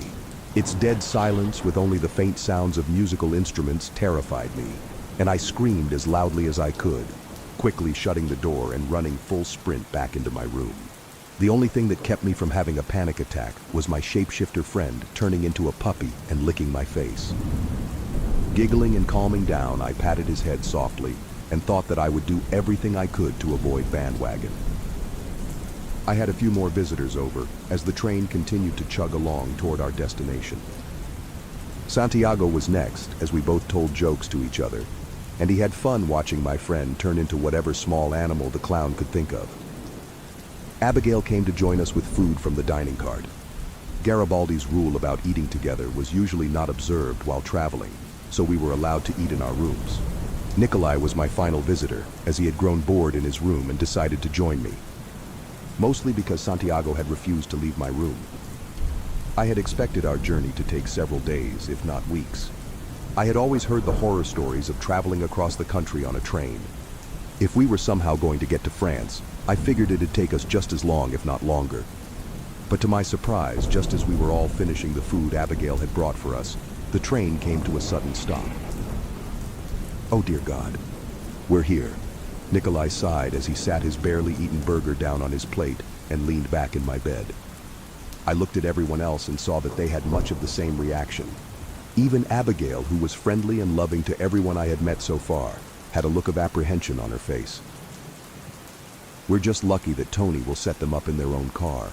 We won't have a repeat of last time when they all had to share one room, Abigail said, still trying to remain positive despite the fact she was the only one who took any solace in that. Them? I asked. I thought it was only one person. From what Nikolai had told me before we had departed, I had thought that was the case. The three all looked at each other before turning back to me. It was obvious they didn't want to talk about whoever was about to board the train. That conversation was quickly derailed when Garibaldi stuck his head through my door with that ever-present smile on his face. Benny, come here. You have to meet the last few members of the freak show, he said with excitement. If he didn't like the final members, he wasn't letting it show like the others, handing Santiago my empty plate and taking my shapeshifter, back in his raven form, from the desk, and putting him on my shoulder. I followed after Garibaldi as he led me toward the door to the outside. Now, it's for the best if you don't get too close to Mathieu or his assistant, he told me as he held the door as if about to open it. I nodded at him since I had already planned not to do so. He gave me a thumbs up and opened the door. Outside, the sun was still shining, and it felt like we were still somewhere in my state. We were at a completely abandoned train station with vines and weeds growing everywhere. Why were we left in France? Monsieur? A muffled French voice asked. Looking out from behind Garibaldi's back, I was met with a man a couple inches shorter than Garibaldi, with a white mask on. The mask had a painted smile on it, with only a visible eye hole on the left side, with a painted star over the hole. The right side had a blue painted diamond and was completely covered. I didn't feel like bringing you to America. Mathieu, Garibaldi told him matter-of-factly. So bluntly, I let out a little nose laugh from behind him. This caught Mathieu's attention, as his one eye behind the mask shone and focused on me, sending me quickly hiding behind Garibaldi. "Who's the runt?" he asked, still trying to get a good look at me. Garibaldi sidestepped to reveal me to Mathieu, and I was suddenly left without protective cover from the masked Frenchman. Upon being fully revealed to Mathieu, I was also shocked to discover that standing next to him was a woman. She was scantily clothed with short shorts and a bra. She also had on a see-through blouse, which gave her a modicum of modesty. But for 12-year-old me, this was still enough to send me into a blushing fit. She also had a mask on. This one painted red, the reverse of Mathieu's mask, with the eye hole on the right side and a painted red heart on the left. "This is Benny!" The latest addition to the freak show. He's our new animal tamer. I gave the duo a half-hearted wave and my best attempt at a smile. "And what exactly happened to Ezekiel?" Mathieu asked as he looked down at me with his singular visible eye. I looked up at Garibaldi to see if there would be any clarification about what happened to the previous animal tamer. "Don't worry about things that don't concern you," Garibaldi said with a smile and a snicker. I couldn't tell what kind of emotions Mathieu and the woman had behind their masks, but it was when I started to let my eyes drift back down to the floor that I caught something about the woman standing next to Mathieu. And that was the fact her legs were a different color than her body was. I lifted my gaze to look at her and realized that she had a completely different lower section sewed to her top section, with a large scar with stitches going around where the two colors clashed. "I am Mathieu. This is my assistant, Starla." The woman slowly moved her hand up to wave at me before letting it drop back down like a dead fish. "And these are the aces," he told me, which confused me since I could only see two people in front of me. That was until a little masked face popped up from behind him, almost like a mirror image of me. The mask didn't have any eye holes or anything, and simply had a playing card club painted on it. Before I could comprehend this, another face popped up from behind Mathieu. This one with a diamond painted on it. Another popped up with a giant heart. And finally one with a spade painted on it. They all quickly rushed out from behind Mathieu and approached me. They were an entire foot shorter than me, with messy brown hair and frilly and fluffy blue uniforms, almost like Santiago's clown uniform. The one with clubs painted on his face walked up to me and stared up at me for a moment. Before I could say anything to him, he threw his arms around me and hugged me. This didn't feel like a person was hugging me though, since I could feel nothing but a couple of rods under the frilly and poofy costume. The others all quickly approached me and waved and greeted me in wordless ways, all except the one with the heart painted on his mask. He hung back before being dragged and pulled over to me by the one with diamonds. "That's enough, you four. You can interact with him later. Get on the train now," Mathieu ordered them. They all quickly nodded and rushed onto the train, jumping, cartwheeling, and crawling into the train as quickly as they could.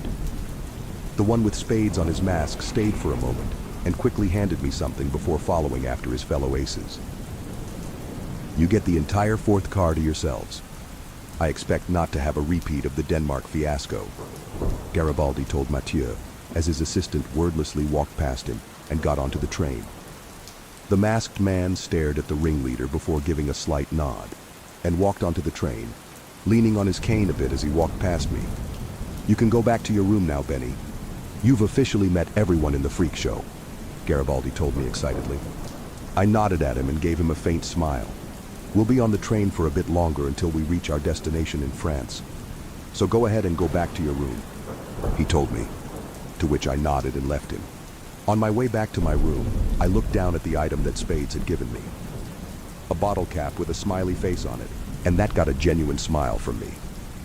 Returning to my room and finding it empty, I let my shapeshifter friend sit on the bed while I sat down at the desk and pulled out some paper.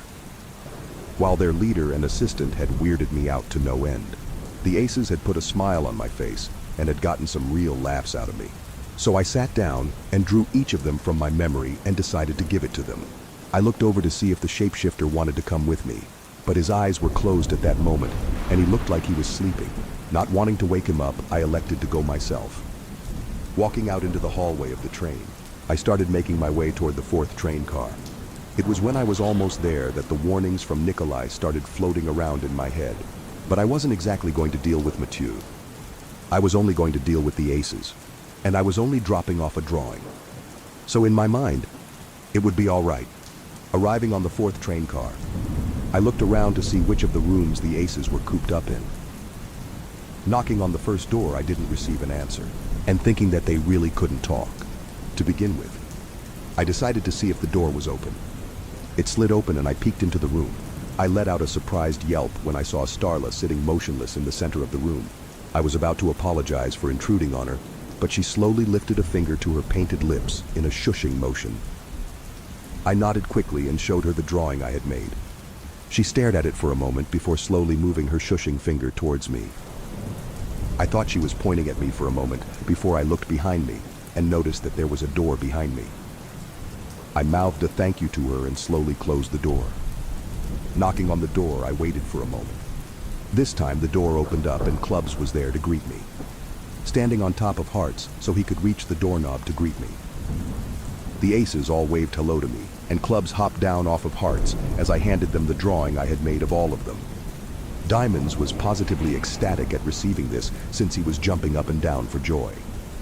I hope you guys like it, I told them with a giggle as I watched them all pass the drawing between themselves. They all nodded together and waved goodbye to me as I closed their door behind me and left. With my mission completed, I started making my way back to my room. As I opened the door connecting the fourth car and fifth, I ran into Mathieu. He was in the process of putting his mask on, and I had arrived just in time for him to put it back on. "You saw me, didn't you?" he asked me. His muffled voice sounded livid at me. I backed up quickly as he let the door close behind him and followed after me as I backed up in fear of him.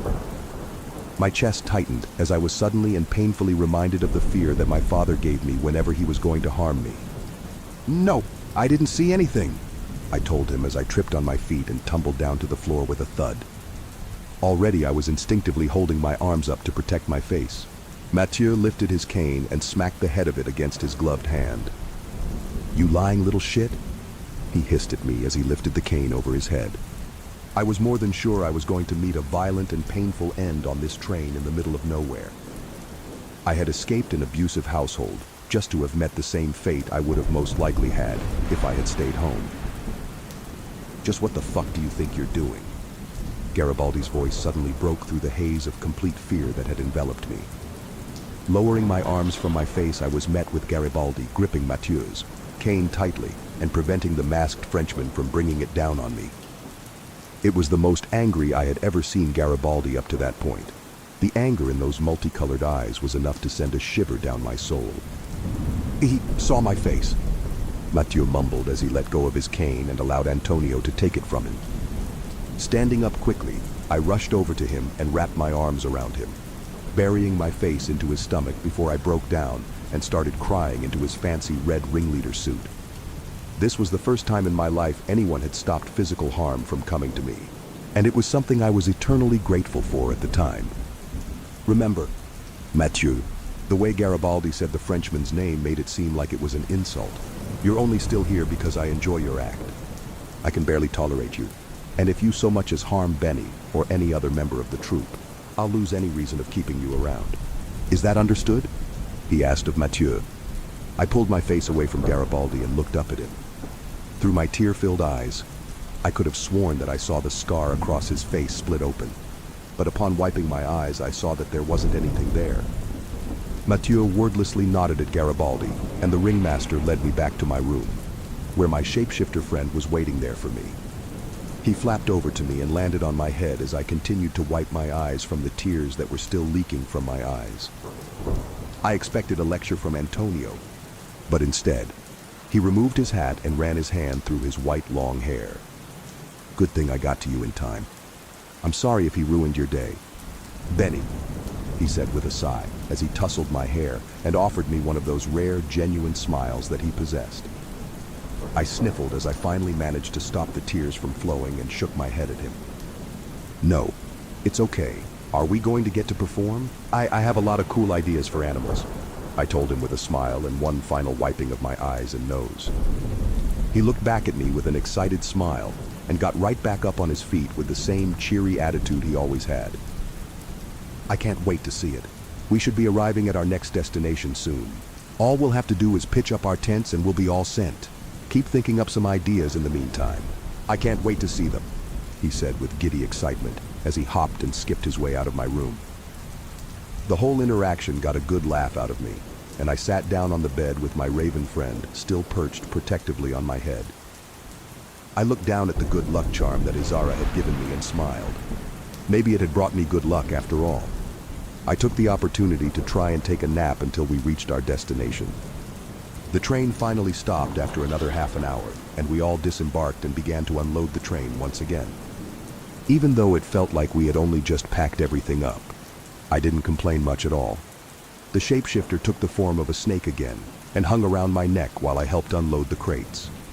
As I helped open some of them and handed out a few items needed to raise the big top, I snuck a glance over toward the fourth car and watched as Mathieu exited, followed quickly after by the Aces and Starla. The Aces did all the unloading, which brought a smile to my face as I watched all of them give their boxes to Hearts, as the big tower of boxes soon came to be even taller than he was. And yet the little guy effortlessly waddled along with this giant load of boxes and followed after his similarly dressed friends as they led him to the location to drop them off. As I watched them with amusement, I wasn't paying attention to where I was sticking my hand into. I hadn't realized that the open box was Nikolai's, and the Russian had a habit of leaving stray knives everywhere. As I stuck my hand into the box without looking, one of these blades sliced open my palm. I pulled my hand out with a loud shout and quickly held it out in front of me. The gash was large and blood began to flow out of it quickly. This is why we shouldn't bring kids on the circus. Eva's cold, uncaring voice surprised me. I quickly looked over to her as she gracefully descended the train to stare at me. I held my hand and squeezed it to try and stop the bleeding, wincing and whimpering in pain as the German acrobat circled me like some predator playing with its prey. You must learn to heal your own wounds. Take care of that yourself. No one here is going to help you but yourself, she told me. Her cold, uncaring words hurt me almost as badly as the knife had. Leave him alone. Eva! Santiago shouted at her as he waddled over as quickly as he could with his pigeon-toed feet. Quickly, he kneeled next to me and took my hand to look at it. He's only 12 years old. Could you stitch up your wounds at 12? The clown asked her. This was the first time I'd ever seen him be serious. Judging by Eva's reaction, I guessed that she in fact couldn't stitch her wounds at 12. She tisked in frustration and started walking off in the direction of the rapidly being built tent. Jasper emerged soon after and called out to her to wait for him. Thank you, I whimpered as Santiago took a look at my hand. His smile returned and he gave me a little giggle. Don't worry about it. I've had to deal with Nikolai's stray knives more than you could ever guess. Letting my hand go, he rolled up his long sleeves and showed me the many scars across them. I've had a lot of practice with this, he assured me as he took a hold of my hand again and produced a needle and thread from under his clown hat. In what must have been some sort of speed record, he fixed up the gash on my palm in no time at all. Thank you, I repeated to him once he had thoroughly examined the wound. He nodded quickly and put his supplies back under his clown hat. He told me to tell Abigail and that she would have some disinfectant spray to make sure I didn't get some kind of infection. He then waddled away to go and yell at Nikolai about having left a knife just out and about. Holding my throbbing and pained hand out in front of me, I started trying to find where Abigail was.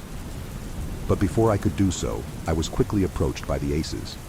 It seemed that they'd overheard what had happened to me and had brought me some things to cheer me up.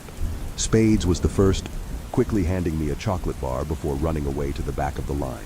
Clubs and Diamonds both got me band-aids, and Hearts, after being shoved forward by everyone else, gave me some disinfectant spray. Thanking them all, I watched as they all quickly went back to work, unloading their part of the train. After a rather painful application of the disinfectant spray, I cautiously went back to unloading the crate that I had been emptying. Suddenly, there was a lot of commotion coming over from the front of the train. I hurried over to join everyone else as seemingly everyone from the freak show was gathered around. "We didn't pack this, did we?" Edgar asked as he scratched his head. His brother looked nervous like he always did, but now it seemed like he was even more so than usual. Before us, all was a large crate, but it didn't look like the same as the crates we used. This one was painted completely black and had no markings at all to indicate where it had come from. "Was it left here for us?" Jasper asked as he circled the crate. He knocked on it softly, and we all stood around waiting for something to happen. "Why's everyone stopped working?" Garibaldi asked in confusion as he stepped down from the train engine. We all looked over at him and then parted so he could see the strange crate that had us all confused. At first, he looked just as confused as us before his face suddenly lit up in absolute excitement. "Oh, it's finally here!" he practically screamed, shoving us all out of the way to get to it. As he did so, I finally got a view of the mystery conductor, engineer, and I instantly ran to hide behind Abigail, causing a surprise jolt out of her. Standing at the door up to the engine car was a corpse. Rotted and infested with maggots, the only thing to show that he was supposed to be there was a little conductor hat placed on his skeletal head. It looked over at me and raised an arm to the hat, taking it off and tipping it to me. I let out a blood-curdling scream when I laid eyes on the rotting corpse. I was able to keep some sort of composure around the bandwagon, but to see a full-on human corpse was just too much for me. I fell to the floor and cried out in fear at the body. My screams were enough to pull everyone's attention from the mystery crate over to me. "Benny!" "It's okay, sweetie," Abigail told me as she quickly fell to her knees with me and wrapped her arms around me, shoving my face into her chest. "You don't want to see this part," she told me softly as a sudden noise of falling pieces and rattling objects hitting metal filled my ears. Peeking from out behind Abigail, I saw that the corpse had completely fallen apart into just a pile of bones and meat. The maggots still squirmed and writhed around in the pile, more than happy to continue their feast as they did so. "That part doesn't ever get any easier," Edgar said with a slight shiver through his and Alan's boy. Taking some deep breaths like Abigail told me to, I finally started to calm down and pull my attention away from where the walking corpse conductor had been. I pulled my attention back over to the mystery crate, where Garibaldi, who had not so much as looked in my direction after I had screamed, was still jumping around the box and making strange chirping noises at it. "Who's it from, sir?" I asked him through teary eyes and a few hiccups. He looked over at me with wild excitement in his eyes and a violent twitch from his head. "It's from my best friend in the whole wide world, King Creole," he said in giddy excitement.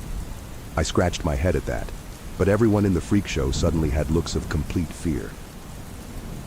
"Who's that?" I asked, just as the box began to shake about and rapid knocking could be heard from inside it. The mysterious black crate began to tremble and shake around violently, sending everyone in the troop away from it just as quickly as they had all gathered around it. When Garibaldi had announced it was a gift from someone named King Creole, the look on the other members of the troop was enough for me to gather that whoever that was, he probably wasn't good. "With all due respect, boss," Nikolai spoke up, being the spokesperson for everyone else. "Anytime that guy sends you something, it always ends up being something horrible." Everyone in the troop nodded, and I looked up at Abigail for confirmation. She looked down at me and offered a simple shrug and nod. Garibaldi, on the other hand, never looked more offended in his life. He angrily turned his attention back over to us and crossed his arms at us. "Name one thing that Creole has sent us that's so horrible," he said with a pout, tapping his foot on the ground and squashing a few of the maggots that had crawled over to him from the remains of the train conductor. "What about that piece of bread with multiple eyeballs?" Edgar spoke up, his brother quickly nodding along with the perpetual look of worry plastered on his face. "It showed up in a box one day, ate all our food, screamed at us, and then ran away." Everyone nodded along like that was a completely normal thing to have happened to them. "And stole one of Nikolai's knives," Alan quickly added, the first time he'd ever spoken since I'd joined the freak show. That's harmless. Besides, without Creole, Starla would have been killed with all of Mathieu's accidents. Just look at her. She's never been better. Tony pointed to the masked woman, who barely even acknowledged that she was being talked about. I stared at her while everyone continued trying to plead with Antonio to not open the crate. Whoever this Creole person was he the one who'd sewn the different colored lower half of Starla's body? She must have taken notice of my staring at her, as he slowly moved her head over to stare at me. The single eye hole in her mask glimmered like a star as she stared at me.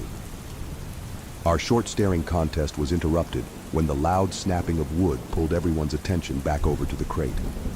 The crate had seemingly grown tired of waiting for someone to open it and decided just to open itself as the wood snapped and broke all around it. The four walls of the crate fell to the sides like a flower opening up, and a whole bunch of confetti and streamers came billowing out of the center of the box. At the center of the box was a man, dressed in a brown suit with a red tie. His skin was silky green with black spots on a few parts of his face. His right eye was bloodshot and almost completely red, while he possessed no left eye. And most disturbing of all was that a permanent smile had been stitched into his mouth. The stitches kept the corners of his mouth forced into a disgustingly morbid smile. This would have already been a horrible present, if not for the hand puppet that was attached to his left hand. I told you. Something horrible, Nikolai said, as he held one of his many knives in front of him. And all of us were pretty much hiding behind him. Suddenly the corpse stiffened to attention and turned to face us. The haunting smile and vacant eye hole was enough to start sending me into another fear-induced panic attack. You ain't so good looking either, comrade. A high-pitched voice insulted Nikolai back. The whole troop fell silent, except for Santiago, who was doing his best not to burst out into laughter, giggling into his oversized sleeves. The corpse raised its hand puppet to us, allowing for a better look at what it was. A multicolored jester with a simple smiley face stared back at us, and we were all baffled about where the voice had come from. Did that thing just talk? Ava asked, trying to hide behind Jasper, who in turn was trying to hide behind her. The arm connected to the jester jerked in their direction, causing a scared yelp out of both of them. I have a name. Thank you very much, the voice told them, and we soon realized that the voice was coming from the puppet itself. The name's Maxwell. This here is my handyman. Chester! The puppet introduced themselves. The corpse dipped his head slightly, but more so as a consequence of the hand puppet than from any input from him. Oh, how wonderful. Garibaldi clapped his hands together and snickered uncontrollably, even throwing a few of those strange chirping noises he had been making since the crate had seemingly appeared out of nowhere. He practically skipped over to Maxwell and Chester and examined them both up and down. Creole had been telling me that he wanted to give me a new member. What the hell is he supposed to do? Tell shitty jokes? Mathieu asked. The anger was obvious even from behind his mask. Garibaldi snapped his head toward the Frenchman and looked like he was about to tear him limb from limb. But before he could, the hand puppet giggled uncontrollably. Oh, I can do more than that. Chester isn't just for transportation. You know, Maxwell moved around on Chester's arm, sending the whole corpse wiggling and waggling around as the hand puppet jerked about. Holding the arm up high, we all stared at Maxwell as he seemingly melted into Chester's arm. His colorful costume spread down Chester's arm as it seemed to be taking over the corpse's body. The corpse suddenly sprung to life, but now instead of jerky and uncanny movements, he was much more animated. As the jester form slowly overtook the body, it was obvious to us what Maxwell had meant about Chester. Combined, we make. The jester's voice was a strange echo of two voices, one being Maxwell's high-pitched voice, and the other being a low-pitched hollow voice. Mac and cheese, the jester said with excitement as the transformation completed, and a fully fledged and dressed-up jester stood before us all. His floppy hat jingled with two golden bells, and two more rang from his curved shoes. The face that was once green and rotting was now replaced with bright white makeup with two red-painted cheeks. And the vacant eye socket was now occupied by some strange glowing iris. Oh, how wonderful, Garibaldi exclaimed in absolute joy as he skipped over to the jester, along with Santiago, who was practically about to explode with his excitement. Creole truly does know how to spoil me. Garibaldi snickered excitedly as he moved aside for Santiago to begin talking the jester's ear off. I looked at the other members of the troupe and was glad to see I wasn't the only one who was more than a little concerned by the new member. I held on to Abigail tightly as she quickly ushered me to help her unpack the remaining boxes of items from the train. We all left the jester with Santiago and the aces, who had all also come running up to greet the newest member. I took the wide way around the train to avoid the sight of the rotten and abandoned corpse and began helping Abigail and the twins to unpack everything. It was then that I realized something. "Does Mr. Garibaldi not have any luggage?" I asked them. Abigail looked at me and then over at the twins. Edgar and Alan both shrugged their shoulders at her. "He unloads his stuff before we can get to it," Edgar told me, swearing something fierce when Alan accidentally struck his thumb with the hammer that he was using to nail up one of the posts that held down the tent. "Must be pretty protective." "Huh?" I said with a weak chuckle. Turning to help them with their work, the question gnawing at the back of my head. I didn't know anything about Garibaldi. From talking to the few people I was growing close to in the freak show, I was getting to know them. But Garibaldi was still a mystery to me. And Izara's cryptic warnings weren't being of much help. All of her warnings about mantises pointed at Garibaldi. After all, he had several mantis items on him, the most blatant being the golden pin stuck in his top hat. "Benny! Benny!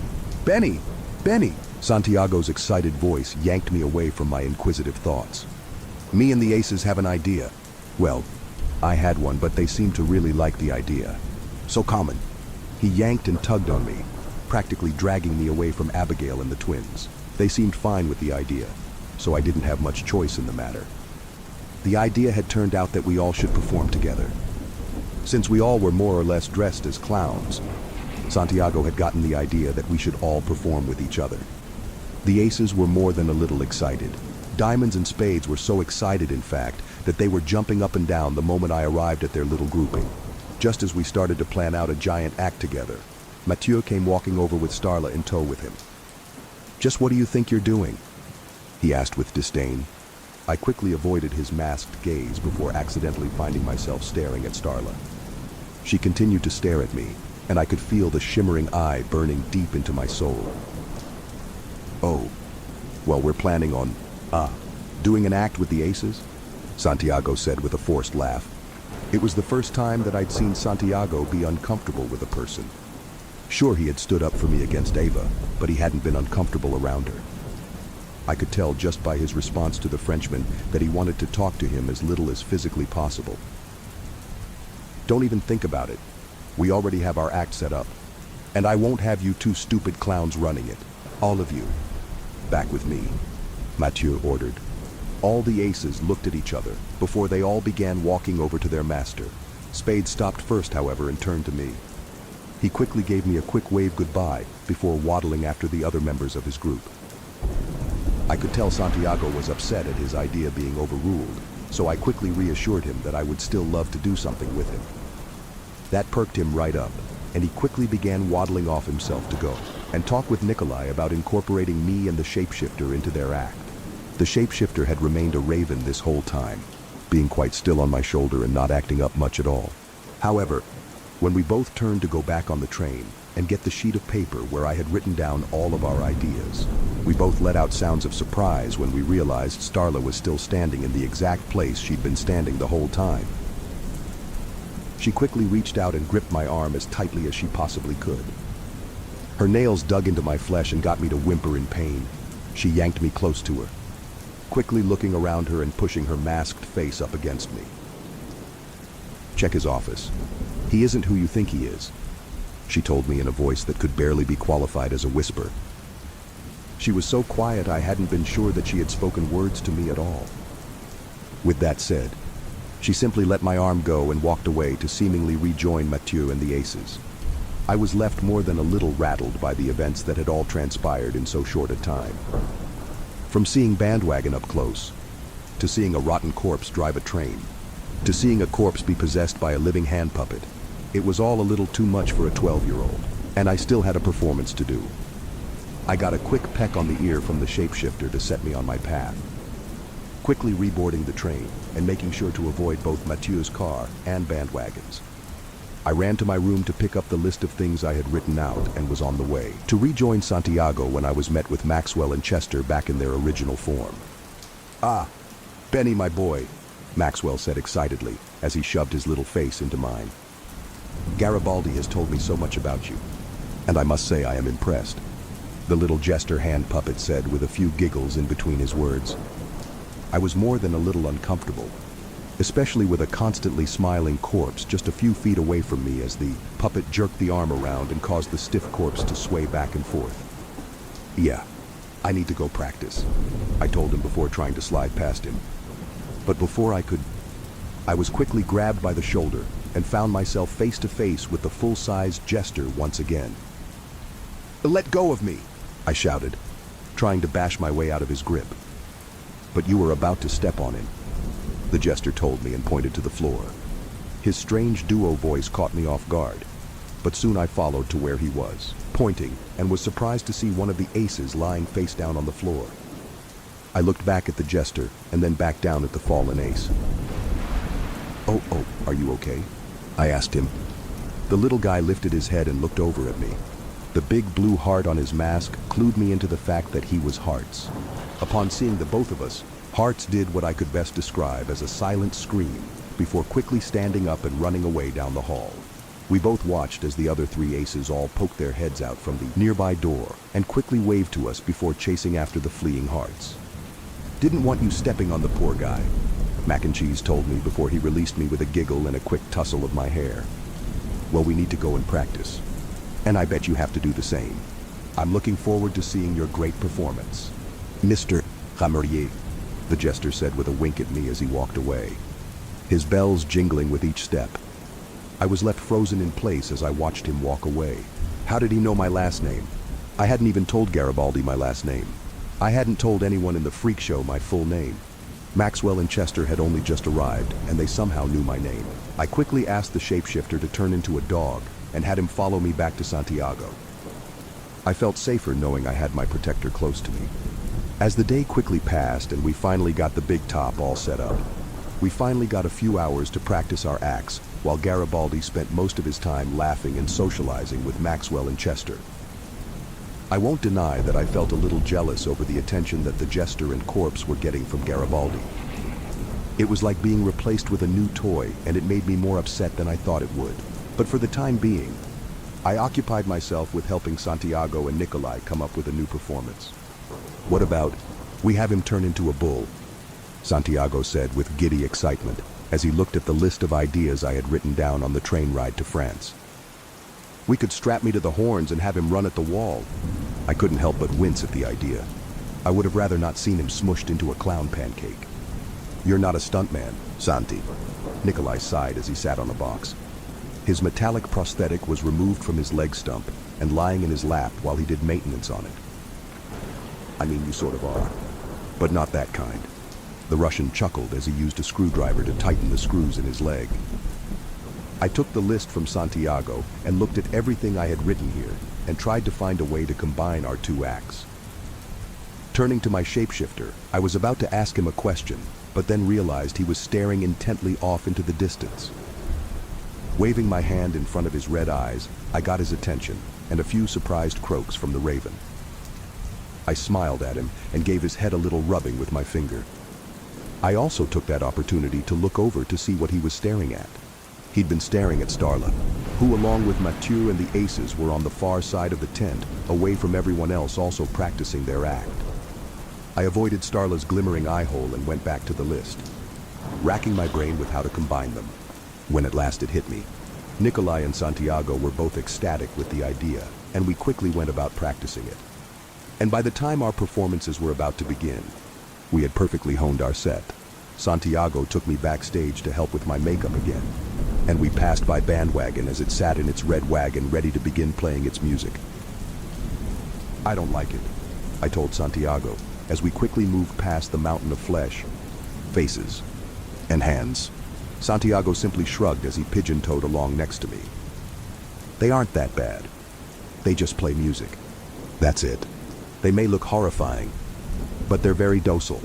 I wasn't so sure about that, but I had bigger things to worry about. as Santiago applied my clown makeup, and I could hear the sounds of French people starting to fill up the freak show.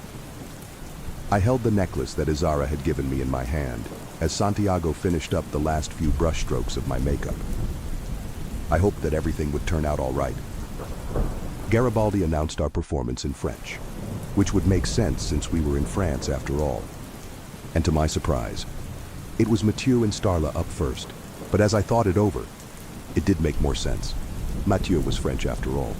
He began his set speaking in French to the audience before turning to Starla and taking from her gloved hands a deck of cards. And I watched with amazement as the masked Frenchman caused all of the cards in the deck to fly around him in large spinning circles. From my spot backstage, I got a great view of them flying around the big top like a flock of birds. After a few amazing card tricks, including Mathieu launching the entire deck of cards out of his hand, and all of them landing perfectly into the shape of the Eiffel Tower, he next turned to Starla. As if on cue, a long box was pushed onto stage. It was one of the kinds that you saw someone in half in, and I suddenly got nervous. If Starla's lower half was anything to go off of, I thought for sure that Mathieu would do something to her. Starla entered the box without so much as a peep and closed it as she lay down in it. Mathieu removed the top hat he'd been wearing for this performance, and instead of pulling out a rabbit, he pulled out an entire fire axe from inside it. I can't watch, I quickly whimpered as I hid my eyes behind my hands. But Santiago quickly shook me back and forth. I lowered my hands just in time for Mathieu to bring the axe down on the box and split it completely in half. The two sections of the box rolled away from each other and the lids came off both of them, revealing the aces inside of them. I beamed excitedly at seeing them and quickly grabbed Santiago and shook him back and forth this time. The aces all stacked up on top of each other and yoinked the hat from Mathieu as they did so, clubs being at the very top, but the hat on his head, and I watched with amazement as they were all swallowed up by the hat. Each one disappeared under it until just the hat was sitting there on the stage. Mathieu went over to pick it up, and from under the hat, Starla came out completely fine and posing for the audience. That's why Tony keeps him around, Santiago told me as we started getting ready. I could see why, as the show had been wonderful and awe-inspiring.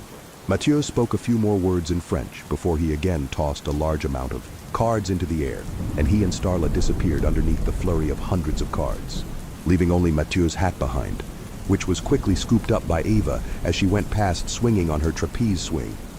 She placed the hat on her head as she let go of her swing and began to somersault in the air. Jasper then came swinging over to catch her quickly. The two of them then both launched themselves into the air and soon landed on Abigail's shoulders. I was worried for her, as it looked like she was struggling to keep balance with both of them on her.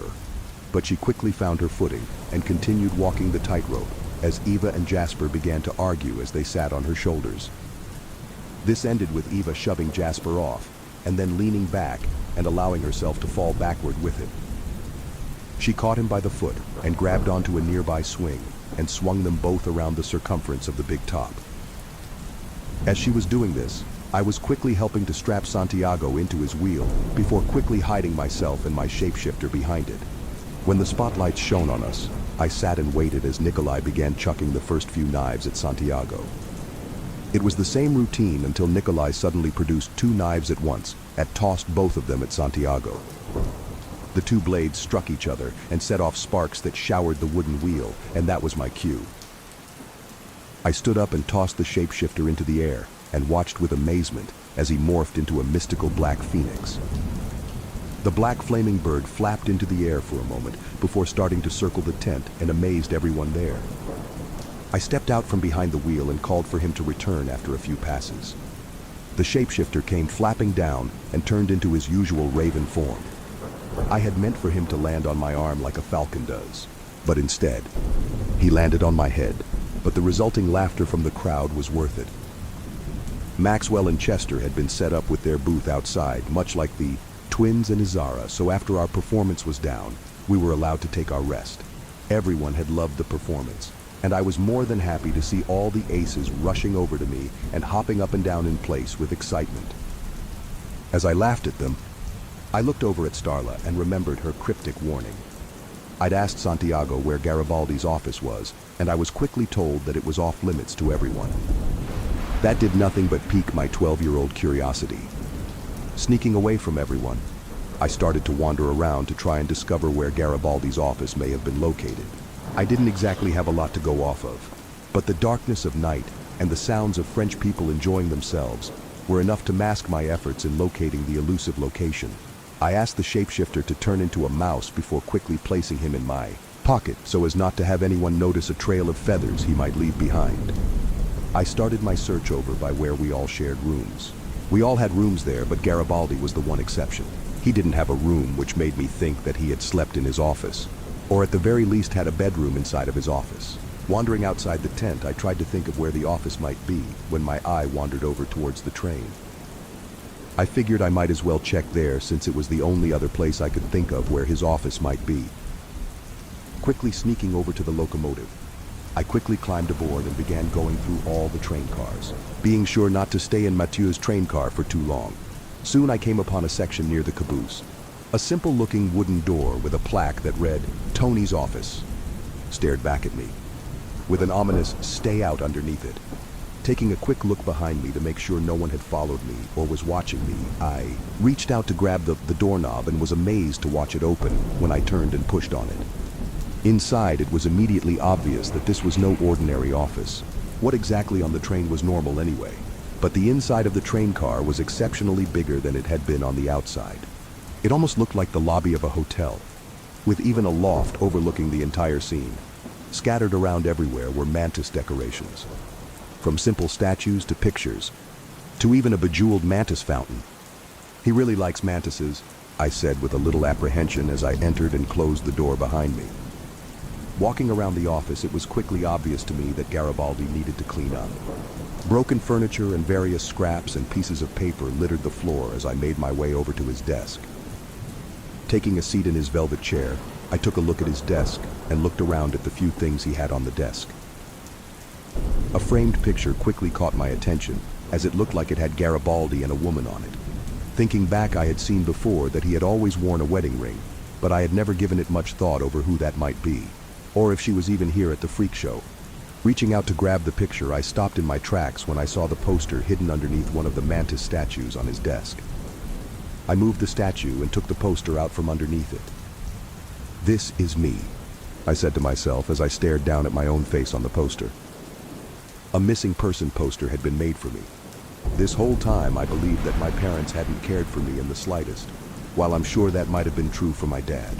I thought back to my mom. I gripped the poster as a wave of emotions overcame me.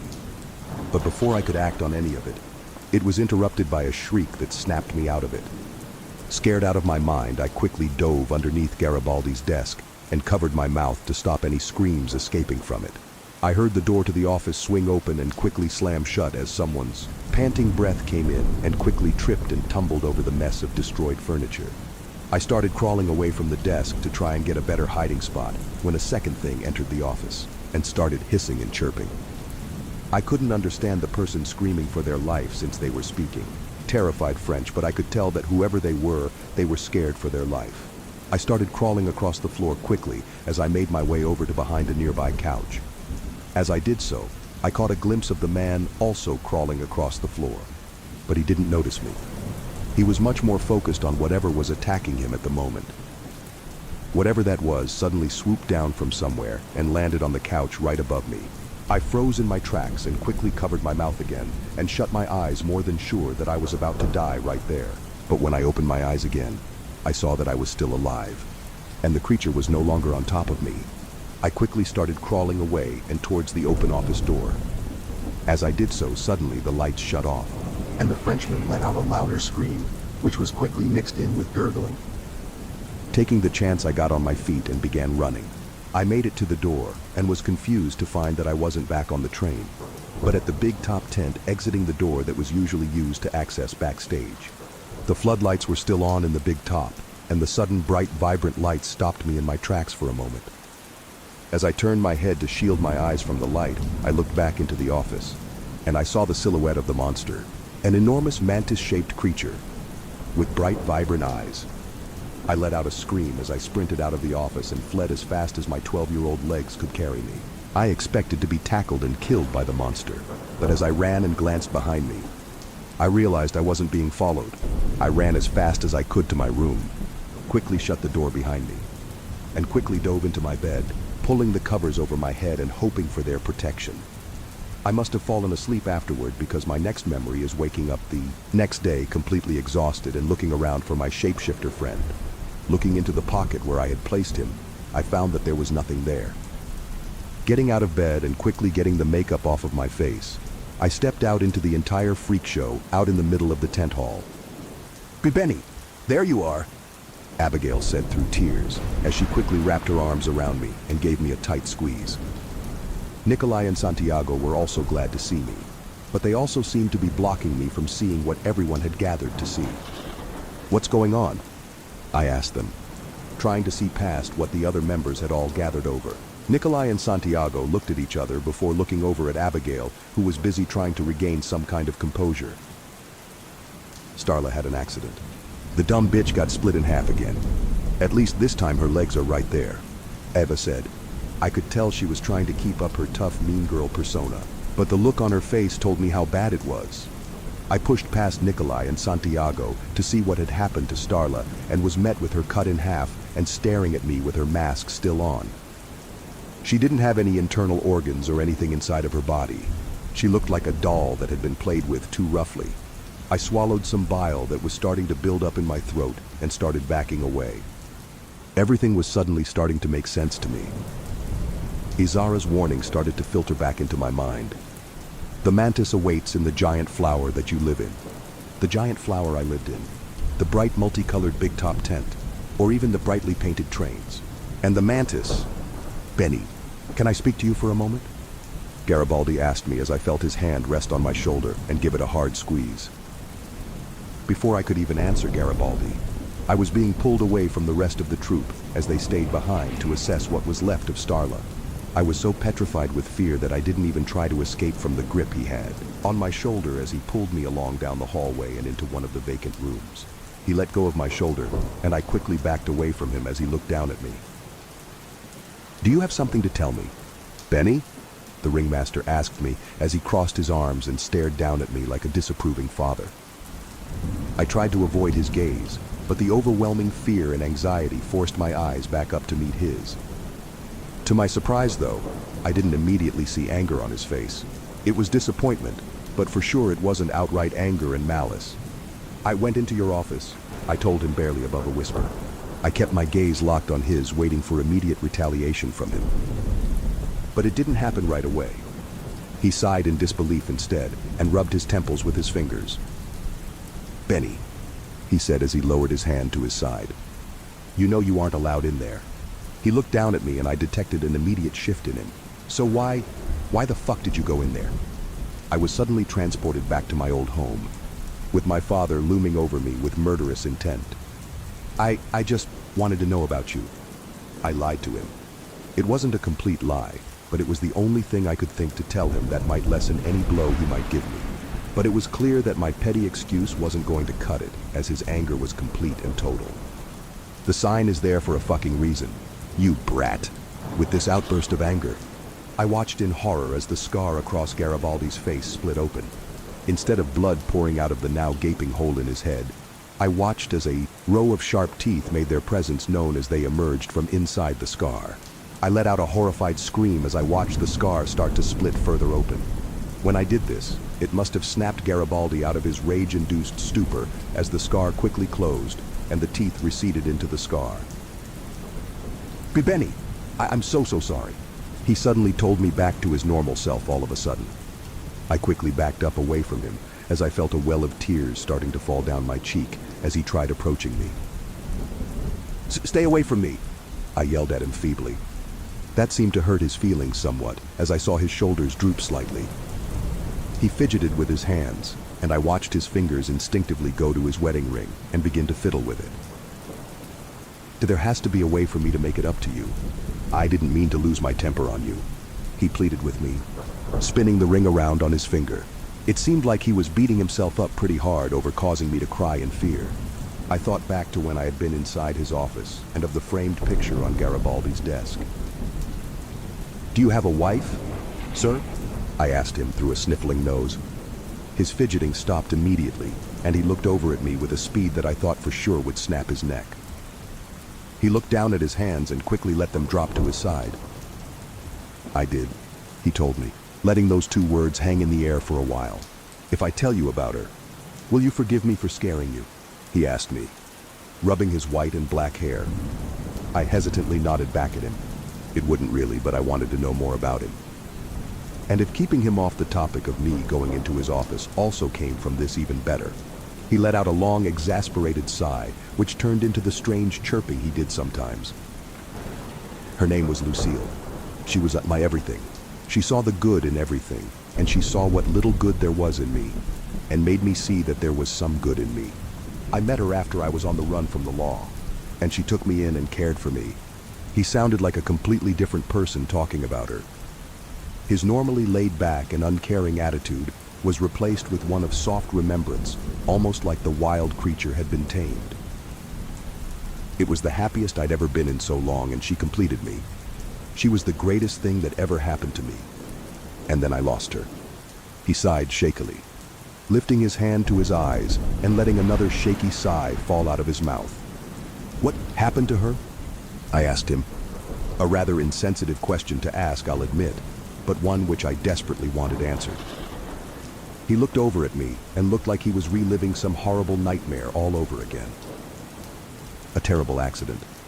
That was all he told me before he quickly changed the subject. "We wanted to start a family so badly, but I couldn't do it with her. So I decided to start the freak show, to fill that void that she left behind." Whatever rage he had felt towards me evaporated as he seemed lost to his memories of Lucille. I dried my eyes and wiped my nose with my sleeve as we both stood awkwardly away from each other. "I'm sorry I went into your office," I told him after a long, awkward silence.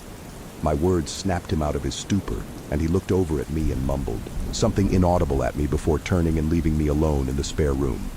I waited there until I heard his footsteps fade away before exiting the room and walking back to my room. Upon entering the door, I was shocked to find my shapeshifter friend waiting for me on my desk in his usual raven form. In the chaos and confusion of everything that had happened, I'd completely forgotten that he'd gone missing. He croaked at me, and I was happy to see he was all right. I offered him my arm, and he flapped over to me, perching himself on my arm like a falcon. I didn't leave my room for several hours. I couldn't bear to face anyone at that moment, and I didn't even bother trying to go and get breakfast. I just sat in a corner of the room with my shapeshifter friend, petting him softly and occasionally asking him to turn into something for me. Usually something small and fuzzy like a bunny or a squirrel. It was starting to be about noon when Abigail poked her head into my room to check on me. "Benny, sweetheart, you need to eat something," she told me as she opened the door to my room and brought with her a bowl of oatmeal and some milk. When I saw her, I just felt more guilty over what I had done. It felt like I had gotten Starla killed, and the feeling of guilt was weighing heavily on me. Letting my shapeshifter friend down on the floor, I curled up into a ball and just shook my head at her. "It's all my fault," I told her through barely held back tears. I heard her set the bowl down, and then the sound of her straining to sit down with me. Before I could say anything else, I felt myself be picked up and placed in her lap. Her hand rested on my hair and tousled it back and forth as she held me. "What's your fault, sweetheart?" she asked, rocking me back and forth and making me feel like I was safer than I had ever been before in my life. I shoved my face into her soft body and just began crying uncontrollably into her. She patted me on the back and softly shushed me as I let the tears flow fully and uncontrolled for the first time in a long time. "It's my fault Starla died," I told her through gasps of air. She suddenly stopped rocking me and carefully pushed me off of her chest. She was looking at me with a bit of confusion. Her vitiligo-covered face examined me as she tried to figure out what I meant. "Benny, sweetie, Starla is fine," she told me, which stopped my crying right then and there. "Well, I mean, not exactly fine, but she isn't dead. Tony is calling his friend right now to help fix her. Starla is, well, she's like a doll. She gets broken sometimes, and Tony has to fix her from time to time," she reassured me, wiping the tears still flowing from my eyes. "So, she's okay?" I asked Abigail, and she responded with a nod and a soft pinch of my cheek. I wiped my eyes and nose with a hanky that she provided me and sat in her lap eating the oatmeal she got me for a bit, just enjoying her company and her reassurances that it hadn't been my fault. But I couldn't shake that feeling that it had been my fault. After I finished the bowl, she took my dirty dishes and left me alone after I assured her that I was okay being by myself. Once she'd left, I looked back over at my shapeshifter friend and asked him to turn into his snake form again. After he did, I picked him up and coiled him around my neck. Leaving my room and closing the door behind me, I started making my way back over towards the big top. I half-heartedly waved at the few people I saw, including Santiago and Nikolai. I learned from the twins, more really Edgar, that tonight's show was canceled on account of Starla's injury and that everyone was given a day off. I asked Edgar about where Garibaldi was, but he didn't know, and Alan didn't also. So I went on my way, wanting to apologize more thoroughly to him. I also wanted to know how in the world he was going to fix Starla. But from everyone I asked, none of them had seen him since he first dragged me away. I was about to give up and go back to my room when the solution quite literally hit me. One of the aces came rolling at me from behind and toppled me over. The ace in question was Hearts, which didn't surprise me much at all, as he'd seemed to be the one that the others all enjoyed bullying. The other aces all came walking over and excitedly waved at me. They all seemed to have missed me, and I would have been lying if I said I hadn't missed them. Do you guys know where Garibaldi is? I asked them as I picked up and sat Hearts down off of me, stunned at how thin and light he was. All of them nodded quickly and pointed in various directions. Clubs looked at all the other aces and bonked each of them on the head. The others all quickly nodded and pointed correctly toward Maxwell and Chester's tent. Thanks. Guys, I told them, reaching into my pocket and handing them some crayons I had brought to give them. They all excitedly took them, each of them getting a different color with poor Hearts ending up with the white crayon, leaving them to do with the crayons what they wished. I made my way towards Maxwell and Chester's tent. As I got closer to it, I started hearing voices coming from inside. Getting down low, I stuck my head into the tent and was once again amazed with how much bigger inside it was than it appeared outside. Maxwell and Chester's tent was adorned with balloons and streamers and seemed like prime birthday party material. Following the sounds of the voices, I contemplated if I should wait for Garibaldi to finish. But an unknown third voice that suddenly started speaking from further in the tent just pulled me towards its source. I dropped down to my hands and knees and started quickly crawling my way towards its source. I know this is sudden, but I need your help, I heard Garibaldi say in exasperation. I rounded a corner and saw that Garibaldi and Mac and Cheese were standing around a table with Starla strapped down to it. On the table was a phone that I assumed was on speaker, since a soft, southern accented voice was speaking through it, even though the receiver was in its hung-up possession.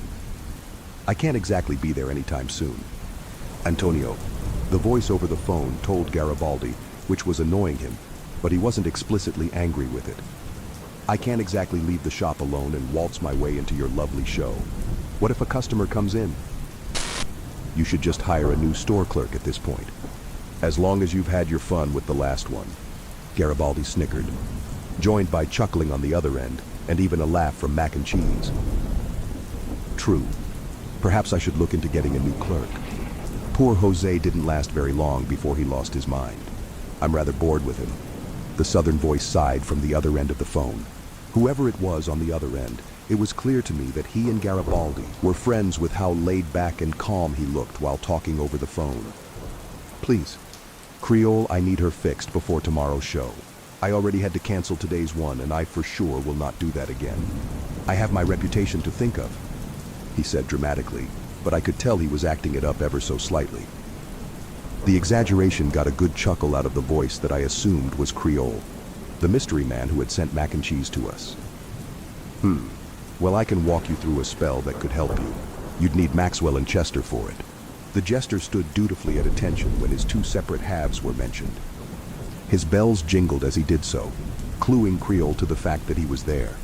Let me call you back once I find the correct ingredients. Shouldn't be too long. He hung up and Garibaldi let out a long, exasperated sigh. Can you leave me alone for a moment? I feel like my head is going to explode, Garibaldi asked of the jester, who quickly nodded and cartwheeled himself away, which got a giggle from Garibaldi and myself watching him do so. I was about to make my presence known when I suddenly heard the loud clacking of a cane coming towards me. I quickly tucked and rolled my way under a nearby table, hoping that whoever was approaching hadn't seen me. "Antonio!" Mathieu's heavily French-accented voice shouted as he walked past my hiding spot and rounded the corner. Quickly sneaking out from under the table, I scurried over to the corner to see what was going to happen. "Not now, Mathieu. You're the last person I want to deal with right now," Garibaldi told him as he turned to leave the room through a door behind him. Before he could, though, the table that Starla was on moved on its own and slammed itself against the door and blocked Garibaldi's path of exit. "Not until you fix Starla first," Mathieu ordered as he lowered his arm and walked up to Garibaldi. "Your childish tantrum broke her and caused you to cancel today's performance, so you better fix her now," the Frenchman demanded, getting right up into Garibaldi's face and poking his finger into his chest. "I'm trying to fix her. This shit can't just happen right away, Mathieu. Not to mention I wouldn't have needed to break her if she hadn't told Benny to go into my office," Garibaldi snarled back as he shoved Mathieu away from him and picked Starla up from the table by the head and effortlessly showed her off like some prized fish. "This stupid bitch needed to be put in her place for breaking the rules," he shouted before slamming Starla back onto the table. "Then shouldn't your anger be turned on that brat? He's the one that followed her advice," Mathieu shouted back, slamming his cane onto the floor and pointing an accusatory finger at Garibaldi. "You aren't above harming children, so why does he get special treatment?" He demanded to know, which caused me to grip my chest as it began to beat uncontrollably. My suspicion was being proven more and more right. I'd made a horrible mistake joining the freak show. "Don't you dare begin to question me. You're on thin fucking ice," Garibaldi hissed as a loud cracking noise began to emanate from him. I covered my mouth with my hand as I watched his scar split open again, and teeth again emerged from inside the hole in his face. "You're only here because I enjoy your act. Keep this up and I'll happily get rid of the both of you," Garibaldi hissed. His voice becoming distorted, and more chirping began coming out of his mouth. I could tell that Mathieu was starting to regret what he had said as he started backing up from Garibaldi. I stared at Garibaldi as more changes to his body began happening before my eyes. Large, pincer-like mandibles sprouted from his mouth and began snapping together as he started closing the distance between himself and Mathieu. His neck began to stretch out with loud bone cracking and snapping.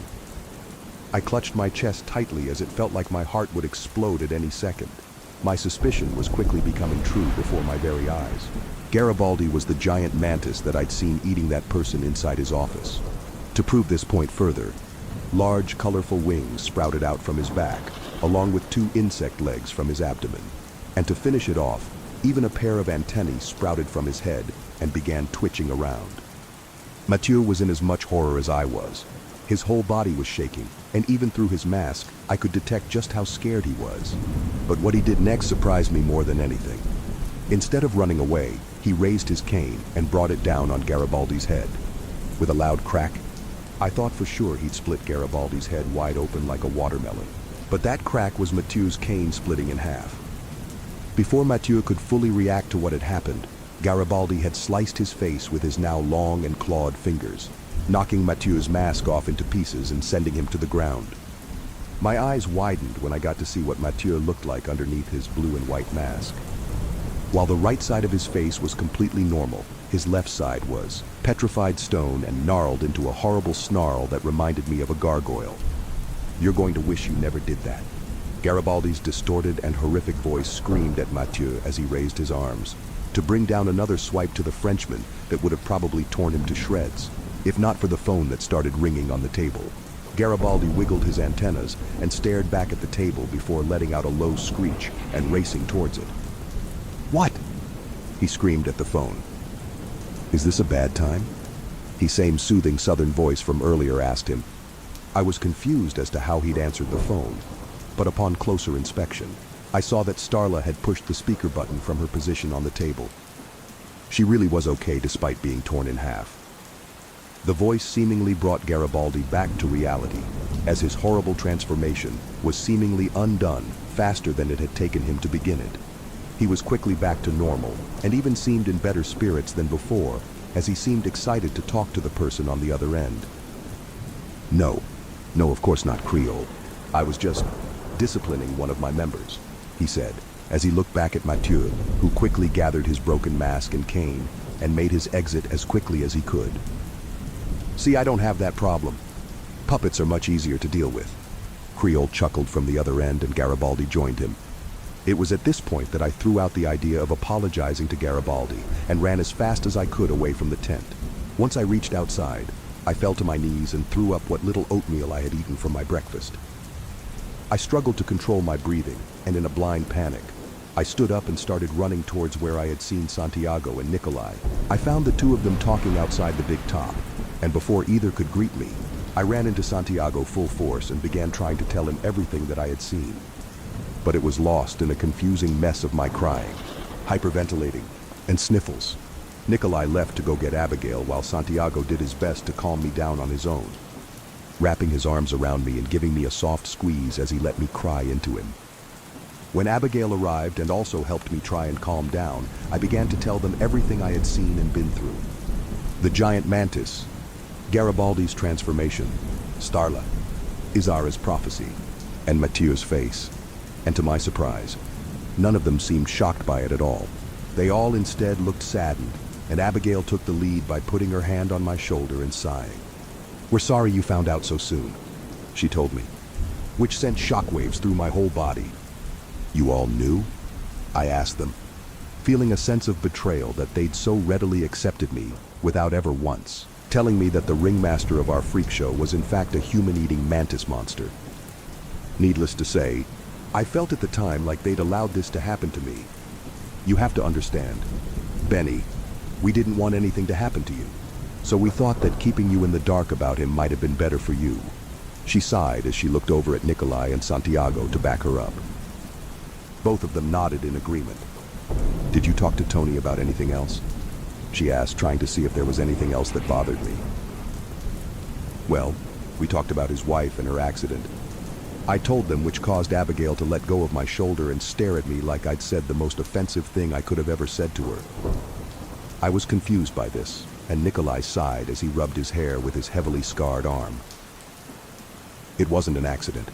He turned into a mantis and killed and ate her one night," Nikolai explained, avoiding my gaze and staring down at the grass around us. I felt my heart drop to the center of the earth upon hearing that. Hearing how Garibaldi had spoken about Lucille and how much he loved her, and now, hearing that he'd been the reason she was dead, sent a horrible feeling up my spine. If he could do that to someone he loved and cared about, what could he do to me? "I don't want to be here anymore," I told them, in a tone barely above a whisper. Abigail was again shocked by my words, but I noticed that Santiago wasn't. He was playing with his long sleeves and looking down at the floor, before he looked at me and let out a sigh. "Neither do I," he told me. "How can you both say that? We're a family here. We love and care for each other. You can't just decide that you don't want to be here anymore," Abigail said, keeping her voice down, but was clearly upset over our statements. It didn't surprise me much, since she loved everyone in the freak show. She was like our mom and obviously didn't want us to leave. "Abby, I'm not happy here anymore," Santiago told her, looking over at her and removing the clown hat from his head. "It started off being so much fun, but Tony isn't the same anymore. He's been getting a lot worse, and I'm afraid something's gonna happen to all of us if this keeps up. I mean, how many more times can he repair Starla before she isn't even a real person anymore?" he asked her, which clearly struck a chord with Abigail. "I don't care either way," Nikolai shrugged, producing a butterfly knife from seemingly nowhere and starting to play around with it. I'd noticed he usually only did this if he was deep in thought and needed something to fidget with. But Santi is right. He's been getting a lot worse, especially since he started going to those meetings with those other freaks. Nikolai sighed as he continued doing tricks with his butterfly knife.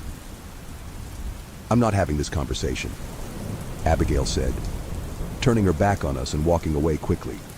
It hurt me to see her in such denial, but I'd seen it before in my mom whenever she made excuses for my dad. It was a little bit more than deja vu. "What other freaks?" I asked Nikolai. He looked down at me as I stood up from my spot on the ground. "What freaks is he seeing?" I asked to clarify. "That freak Creole is one of them. I don't know the others, but ever since he started hanging out with him, he's been getting a lot more unhinged. So if you two are serious about leaving this place, I'd say it'd be best to leave when he goes to one of those meetings, Nikolai told us as he continued playing around with his knife. What do you think? I turned to ask Santiago. The normally happy and jovial clown looked like he'd suddenly aged several years. He looked at me and nodded. I'll go with you. You're gonna need an adult to look after you, he said with a smile, lifting an arm to tussle my hair, which got a smile from me. By the way, where's your shapeshifter friend? He usually sticks to you like glue. He laughed a little at his lame joke. I looked down at my neck, expecting to see my shapeshifter friend still coiled around my throat, but he wasn't there. Looking around for him, I was confused as to where he could be. Turning around, I suddenly was alerted to someone standing behind me. Hello? You three, Garibaldi said with a hollow inflection. Am I interrupting? He asked, staring at us with a fake smile. His colorful eyes were narrowed and revealed he was angry with us, and to my shock and horror, I saw that my shapeshifter friend was perched on his shoulder now. I heard you were thinking about leaving the freak show? He asked as his scar once again split open and teeth emerged from inside. The three of us stared at Garibaldi in horror as he continued transforming in front of us. I got a horrible feeling that this was where I was going to end up dying. But instead of immediately attacking us in a frenzy, Garibaldi grabbed me and Santiago by the arms and pulled us close to him as the small mantis legs burst from his abdomen. We're going to talk in my office. You two. His voice was distorted and a bit hard to understand. Nikolai tried to say something, but before he could, Garibaldi snapped his head to look at him and let out a few chirps, which sufficiently shut him up as he dragged me and Santiago away towards his office. Despite the fact we both struggled against his pulling of us, he easily dragged us aboard the train and towards his office car. When we arrived, he shoved us into the office and entered behind us, closing the door and putting himself between us and it. You two think you can just up and leave? He screamed at us as his horrifying transformation continued. His hands began to stretch out along with his neck, as it looked like he was being stretched out like a piece of bubble gum. The mantis legs in his abdomen also grew larger along with him as he started moving closer to us. You can't just leave this family. I gave you everything you could ever want, and now you're just going to up and leave? He screeched and chirped as the scar on his face opened up completely and replaced his original mouth with a maw of sharp teeth. His hands completely morphed into mantis claws, and any semblance of humanity began to disappear from him. With his transformation nearly complete, he began approaching me, and any ability he had to speak English completely removed and replaced with clicking and chirping. Be Benny. Santiago spoke to me softly. I looked over at him and expected him to start saying goodbye to me. But instead, I watched as he grabbed one of the heavy mantis statues from Garibaldi's desk. Run! He shouted at me as he threw the statue as hard as he could at the giant mantis. It landed with a loud thud against his head and got a loud screech from him. The last few traces of humanity slipped away from Garibaldi as he was completely transformed into a giant mantis. Santiago quickly pushed me out of the way as Garibaldi jumped at the two of us, his giant wings flapping as he landed on his desk and slashed down at the two of us with his claws. I landed on the floor with a thud and quickly looked up to see if Santiago had made it. With his pigeon toes, I was afraid that he wouldn't be able to move away from Garibaldi's attacks, but to my surprise, I watched as the clown effortlessly backflipped away from the mantis. Benny, get out of here, quickly, he shouted at me as he picked up a chair from the floor and threw it at Garibaldi.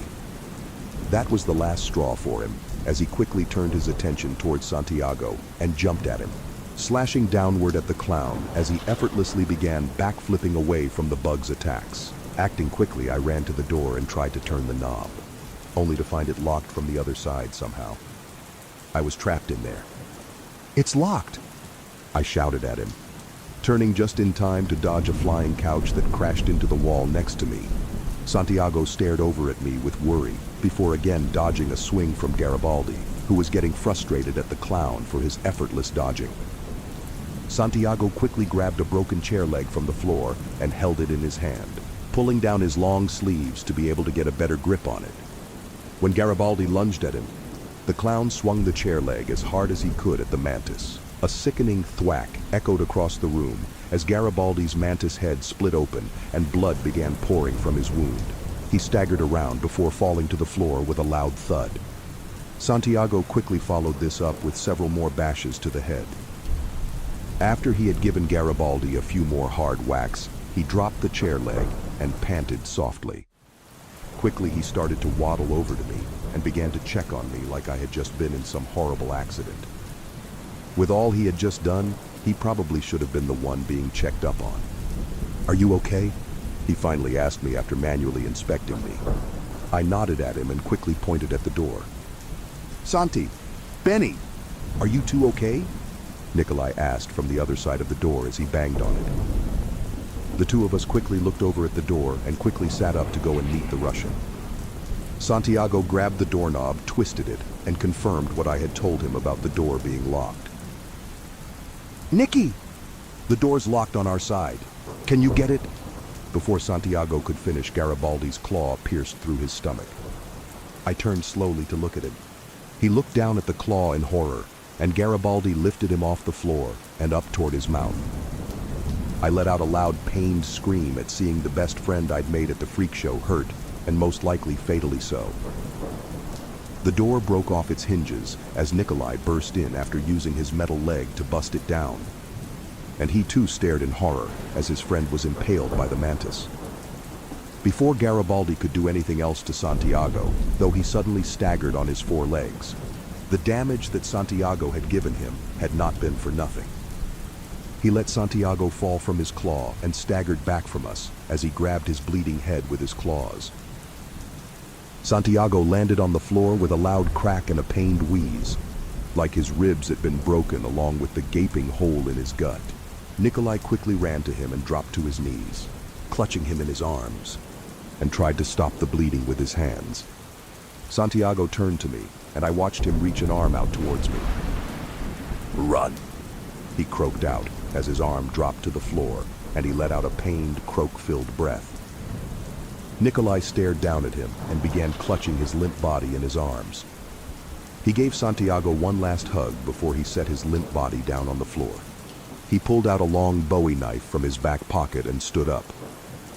"Get out of here, kid," he told me, as he started to approach Garibaldi before running full sprint towards the disorientated mantis. Just as he was about to plunge his knife into the mantis, though, Garibaldi smacked him away with his claws and sent the Russian crashing into the wall and into a pile of destroyed furniture. Before I could stand up to run, the mantis jumped over to me and landed on top of me, pinning me to the floor and screeching at me as he leaned down, his mandibles opening and closing as drool and blood dripped down from his head onto me. I lifted my arms to my face to shield myself from the horrible death I was about to receive, before I suddenly found myself able to move. Nikolai had recovered and had managed to climb onto Garibaldi like a horse. He plunged his giant knife into the mantis's neck. Garibaldi let out a gurgled and pained screech as more blood began to pour out of his wound. Nikolai pulled out the knife and was about to plunge it back in, when Garibaldi dropped to the floor and rolled around. Nikolai was knocked from him, and I stared in horror as Garibaldi grabbed him with both claws and brought him up to his head. Nikolai shouted and screamed in Russian just before Garibaldi brought his head into his mouth and began to tear it from him. Nikolai screamed as his head was being removed from him. His voice distorted as his tendons and bones snapped and his head was completely removed from his shoulders. Garibaldi didn't even bother eating Nikolai, instead just letting his lifeless body and his head fall to the floor. Finally, I stood up and began running out of the office. I was crying uncontrollably and just wanted to get out of there any way I could. So I ran out into the train corridor and started running towards the door, when I ran into someone at full speed and knocked the both of us to the floor. "What the hell?" Mathieu was about to ask. I looked up at him and noticed that his destroyed mask was barely held together by a few pieces of duct tape. He looked down at me and then over toward Garibaldi's office. The mantis was crawling on all his appendages out of his office and towards us. And I thought for sure that Mathieu was about to feed me to Garibaldi when I felt him clutch me close to me. "Hang on, kid," he said as he quickly searched his pocket and pulled out a deck of cards. Just as Garibaldi began lunging towards us, Mathieu bent his deck of cards and allowed them all to fly out of his hand and cover us. And suddenly we were in a different train car. I looked around in terror, panting uncontrollably and about to have a complete meltdown when 4 familiar masked faces all looked down at me and Mathieu. I was with the aces in their train car. Seeing my obvious distress, they all quickly crowded around me and Mathieu. That was close. The Frenchman sighed as he let me go and used his cane to stand up. The aces quickly replaced him as they all quickly crowded around me and gave me hugs and pats on the head. You'll be safe here. My magic is hopefully enough to keep him at bay. And the aces can double as bodyguards, he told me as he sat down on the mattress that all the aces shared together. I have to get out of here, I whimpered him, tears still streaming down my face as I quickly stood up and tried to make it to the door. But Mathieu lowered his cane between me and the door. I tried in vain to get past him. My hand was grabbed from behind and I turned quickly to see Spade staring up at me and vigorously shaking his head. That isn't a good idea right now, Mathieu told me. The way he is right now, he might just kill all of us. The illusionist leaned his head back and softly banged it against the train wall. I'll have to call his voodoo friend. He's the only person who can possibly calm him down when he gets like that, he said, grunting as he stood up. Do you know how to reach him? I asked him, as clubs and spades softly patted my head. I could feel like I was about to have a total breakdown, but I didn't want to do that in front of Mathieu. I just wanted to be alone, or at least alone with the aces. I have his phone number for Starla-related emergencies, he sighed, walking over to the door. I'm going to go call him, and hopefully he can stop him before he rampages. Stay here with the aces and try to get some sleep, judging by the look in your eyes. You saw something really bad, he said, before opening the door and leaving me alone with the aces. Finally left alone with the aces, I stood up and walked over to their bed. Climbing on top of it and being quickly followed by them, I curled up into a ball and began to cry uncontrollably for the loss of my 2 friends. The aces quickly all huddled around me and formed a protective layer around me as I cried uncontrollably and deeply into my hands. I must have fallen asleep there with the aces, because the next thing I remember is waking up in a cold sweat with a surprised gasp. Clutching my chest, I looked around and desperately hoped that what had happened had been a dream, some horrible nightmare. It was a nightmare, all right, but it wasn't a dream in any sense. I was in the bed with the aces, and Mathieu was sitting on a train bench next to the bed. You're still alive, he told me, rolling his cane around in his hands and staring at the floor. I looked down and saw that the aces were still asleep, and that all of them were still crowded around me. I sighed and rubbed the dried-up tears off of my eyes. Breakfast is about to be served. You need to eat something, Mathieu said, as he stopped fiddling with his cane and used it to push himself up to his feet. I don't want to, I told him. All I wanted was to curl up in this bed and never leave. I had a horrible feeling that Nikolai and Santiago had died because of me. I was pulled out of that destructive line of thought by Mathieu putting his hand on my head. I know you don't want to, but you have to. Otherwise, you'll never be able to live it down, he explained to me and offered me his hand. I took a shaky breath and grabbed it. I squeezed it, and he nodded as he helped me out of the bed. The aces barely moving at all. Don't worry about them. They don't need to eat, he told me as he held my hand, and we started to make our way towards the table where we all ate together. Everyone was there except for Garibaldi, and of course my 2 dead friends. Even Starla was there, all fixed up and staring down at the meal that had been placed in front of her. I let go of Mathieu's hand and took my spot at the table, staring down at the pancakes in front of me and trying my best to try and eat at least a nibble of it. Where are those 2? Eva asked suddenly, tisking in annoyance as she yanked on Jasper's hair as she helped him tie it into a ponytail. He winced in pain and nudged her back with an elbow to her side for doing so. Hey, street trash, you're their best friend. Where the hell are they? He asked me after she had gotten done tying Jasper's ponytail. I stared down at my pancakes and just let my fork fall onto the plate. I couldn't do anything except start crying my eyes out again. I think that was enough to clue everyone in at the table what had happened to Nikolai and Santiago. The mood quickly dampened with that, and it got worse when Garibaldi arrived at the table. Looking up from my pancakes, I saw that Santiago and Nikolai had done a number on him in their final moments. His face and neck were bandaged and bruised badly, with blood quickly seeping into the bandages. Every breath he took was followed by a whistling wheeze of air escaping the stab wound in his neck. He took a seat across from me, and I could feel those multicolored eyes of his staring deep into my soul. I stared at my pancake for a few more minutes, just not moving while everyone around me ate their food in silence. Finally, I pushed my chair away from the table and silently started making my way toward my room. Garibaldi was about to say something to me, probably yell at me for leaving the table unexcused, but his voice was barely above a whisper, and it was followed by a violent coughing fit. I didn't bother to turn around to look at him, electing instead to just go to my room. Once there, I quickly shut the door and locked it behind me. Sitting down on my bed, I looked over at my desk, almost expecting my shapeshifter to be there. But then I remembered him being on Garibaldi's shoulder. He'd disappeared after I had run away from Tony's office, and when Santiago and I had started talking about leaving. He hadn't been my friend at all. He'd been a spy. How else had Garibaldi learned about why I'd run away from home? I curled up my fists tightly and felt like smashing them against any surface I could. But instead, I closed my eyes and let out a long breath after counting down from 10. Anger wasn't going to get me anywhere, so I decided to make a place. I walked over to the art station that Garibaldi had provided for me in this room and quickly began to work on a way that I could escape the freak show.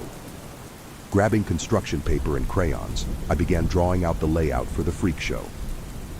The big top, the train, our living quarters, the tents outside for the twins, Izara and mac and cheese.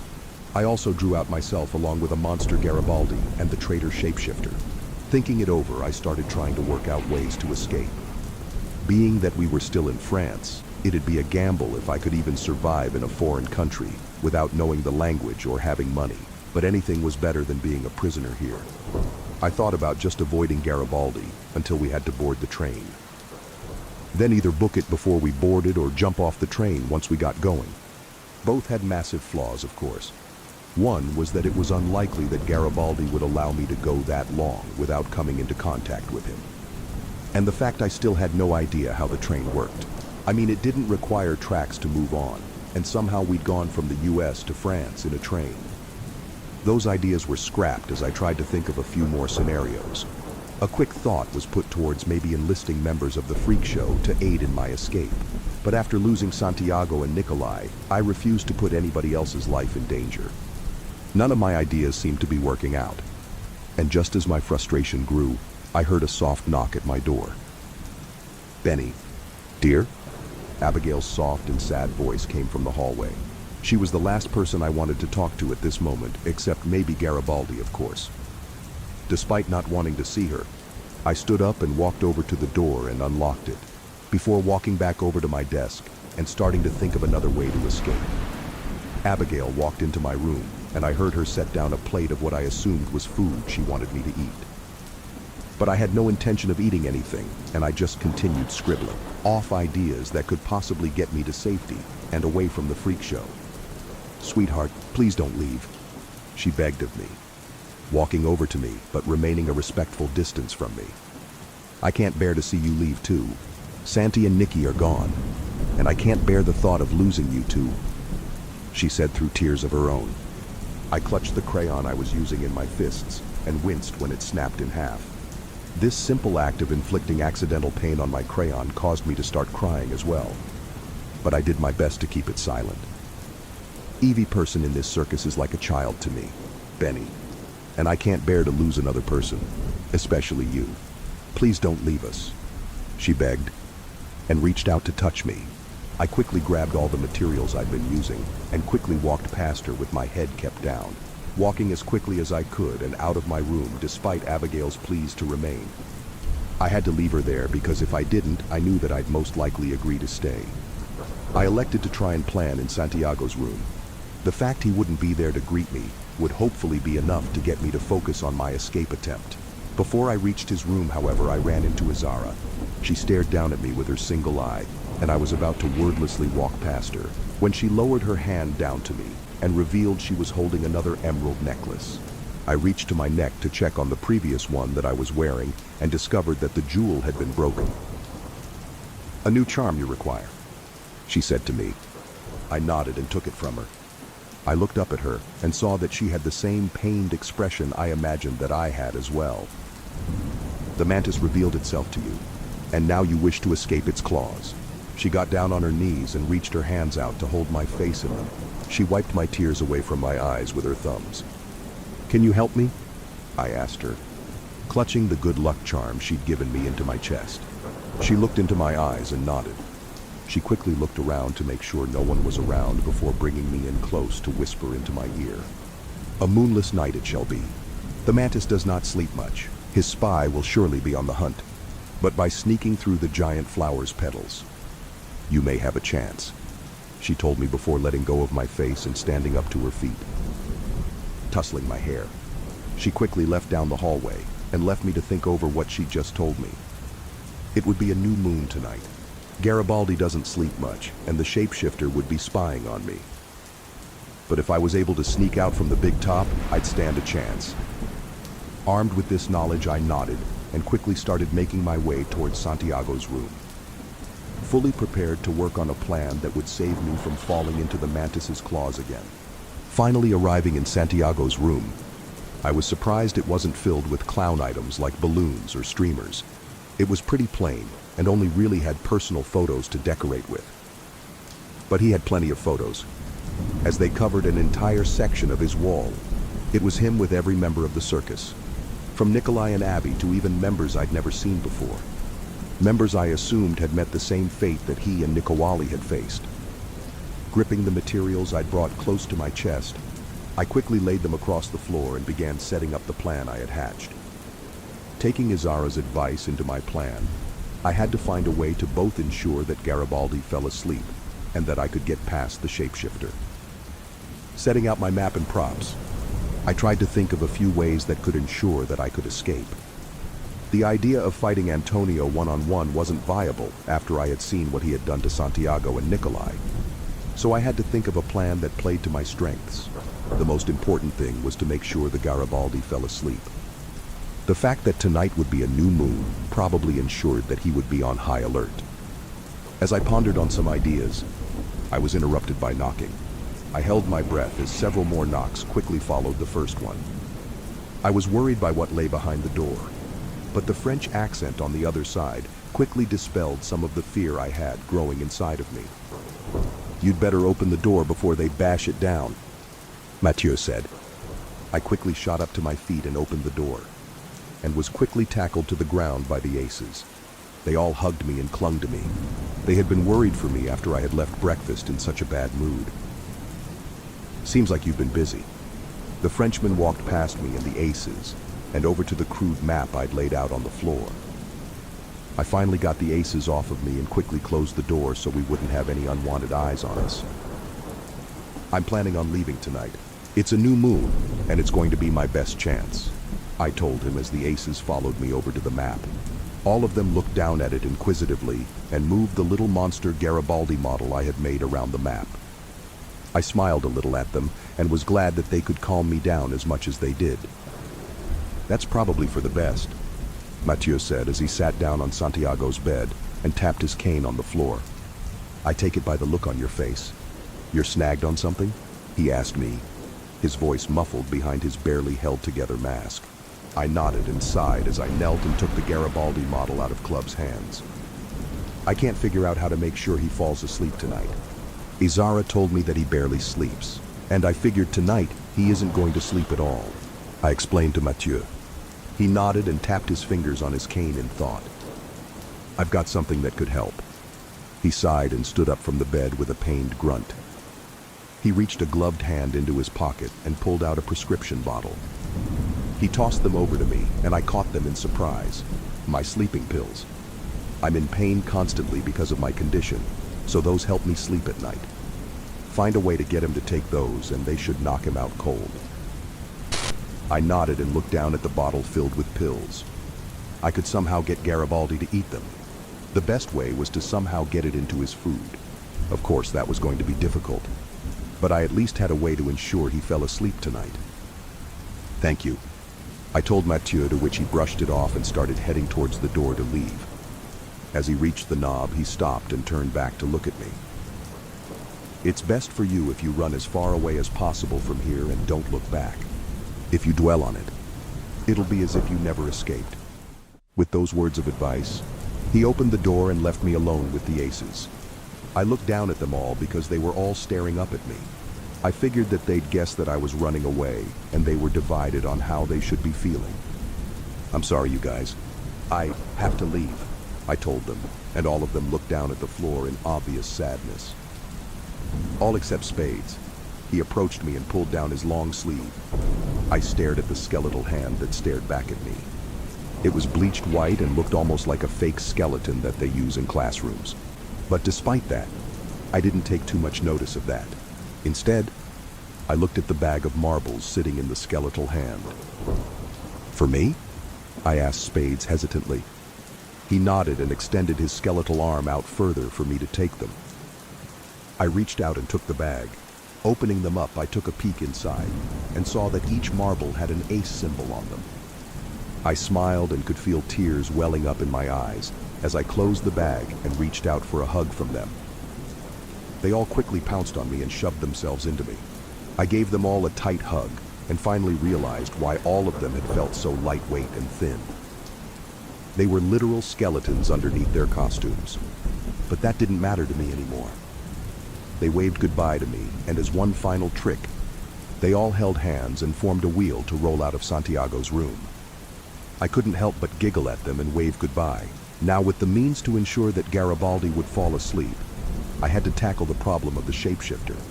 Knowing his power and what he was capable of, he was the next biggest obstacle to my escape. I somehow had to get him separated from Garibaldi and away from him. I figured that while I was thinking about how to get the traitor out of the way, I decided to make my way to the kitchen to spike Garibaldi's food with Mathieu's sleeping pills. Slipping out of Santiago's room, I quickly closed the door behind me and started making my way down the halls. Before I got very far, though, I was quickly grabbed from behind and yanked into one of the spare rooms. I was about to bite down on whoever was grabbing me, but they suddenly let go of me. Spinning around to see who it was, I was relieved to see that it was Starla. "You're all better now," I said thankfully, quickly wrapping my arms around her in a hug, though being careful not to break her in half. She nodded and reached over to the table near us and handed me a glass jar with a lid screwed onto it. I stared at it and then looked back up at her. "What am I supposed to do with this?" She pointed at the floor behind me. I looked at her and then followed where she was pointing. It took me a while to figure out what she was even pointing at, since at first I figured that there was nothing there. Then I realized that she was pointing at my shadow, and that's when I figured out that she was giving me the jar to trap the shapeshifter in. "Can you not talk anymore?" I asked her. She stared back at me from behind her mask and softly shook her head. I clenched my hands around the jar so much that I thought I was going to break it. It seemed like since I had joined the freak show, I had only succeeded in getting other people hurt. Ezekiel, Santiago, Nikolai, and Starla. It all felt like it was my fault. Before I continued down that line of thinking, however, Starla wrapped her arms around me and pulled me into a hug. Although she couldn't speak, it made me feel like it was her way of telling me that it wasn't my fault, that it was up to me to get out of here. I shoved my face into her differently colored torso and worded a teary apology to her. She left the room first so we wouldn't be seen leaving together. Garibaldi was probably already suspicious of her after she had told me to go into his office, so it was a good idea. I waited a few minutes before leaving with the jar and heading towards the big top. From there, I quickly moved past Eva and Jasper as they practiced a new routine. They were so busy arguing with each other that they paid me no mind as I went into the room that led to the kitchen. I'd never been back in the kitchen, so I didn't know exactly what to expect. It looked like any giant kitchen might look, sort of like a diner's kitchen, just equipped with more items like an espresso maker and a deep fryer and other appliances. I had to figure out what we were even eating tonight and which plate would be Garibaldi's. As I started wandering around the kitchen, I heard someone approaching from the big top and instantly started panicking. Thinking quickly, I opened one of the ovens and crawled my way in. Just as I did so, I nearly let out a surprised shout as I saw something moving inside of the oven. It was that burnt piece of toast with human eyeballs inside of it. The eyes were looking in all directions, and before I could even figure out which eye to look at, it quickly hissed at me and scurried out of the oven. I left the door open just enough to hear what was happening. If he tries to leave again, I won't go easy on him. That's final. Garibaldi's hoarse voice entered the kitchen once the door finally swung open. His voice, which was scratchy already beforehand, was like nails on a chalkboard now after the injuries to the neck he had taken during his fight with Nikolai. Antonio, please. He's only a child. I heard Abigail's pleading voice follow him into the kitchen.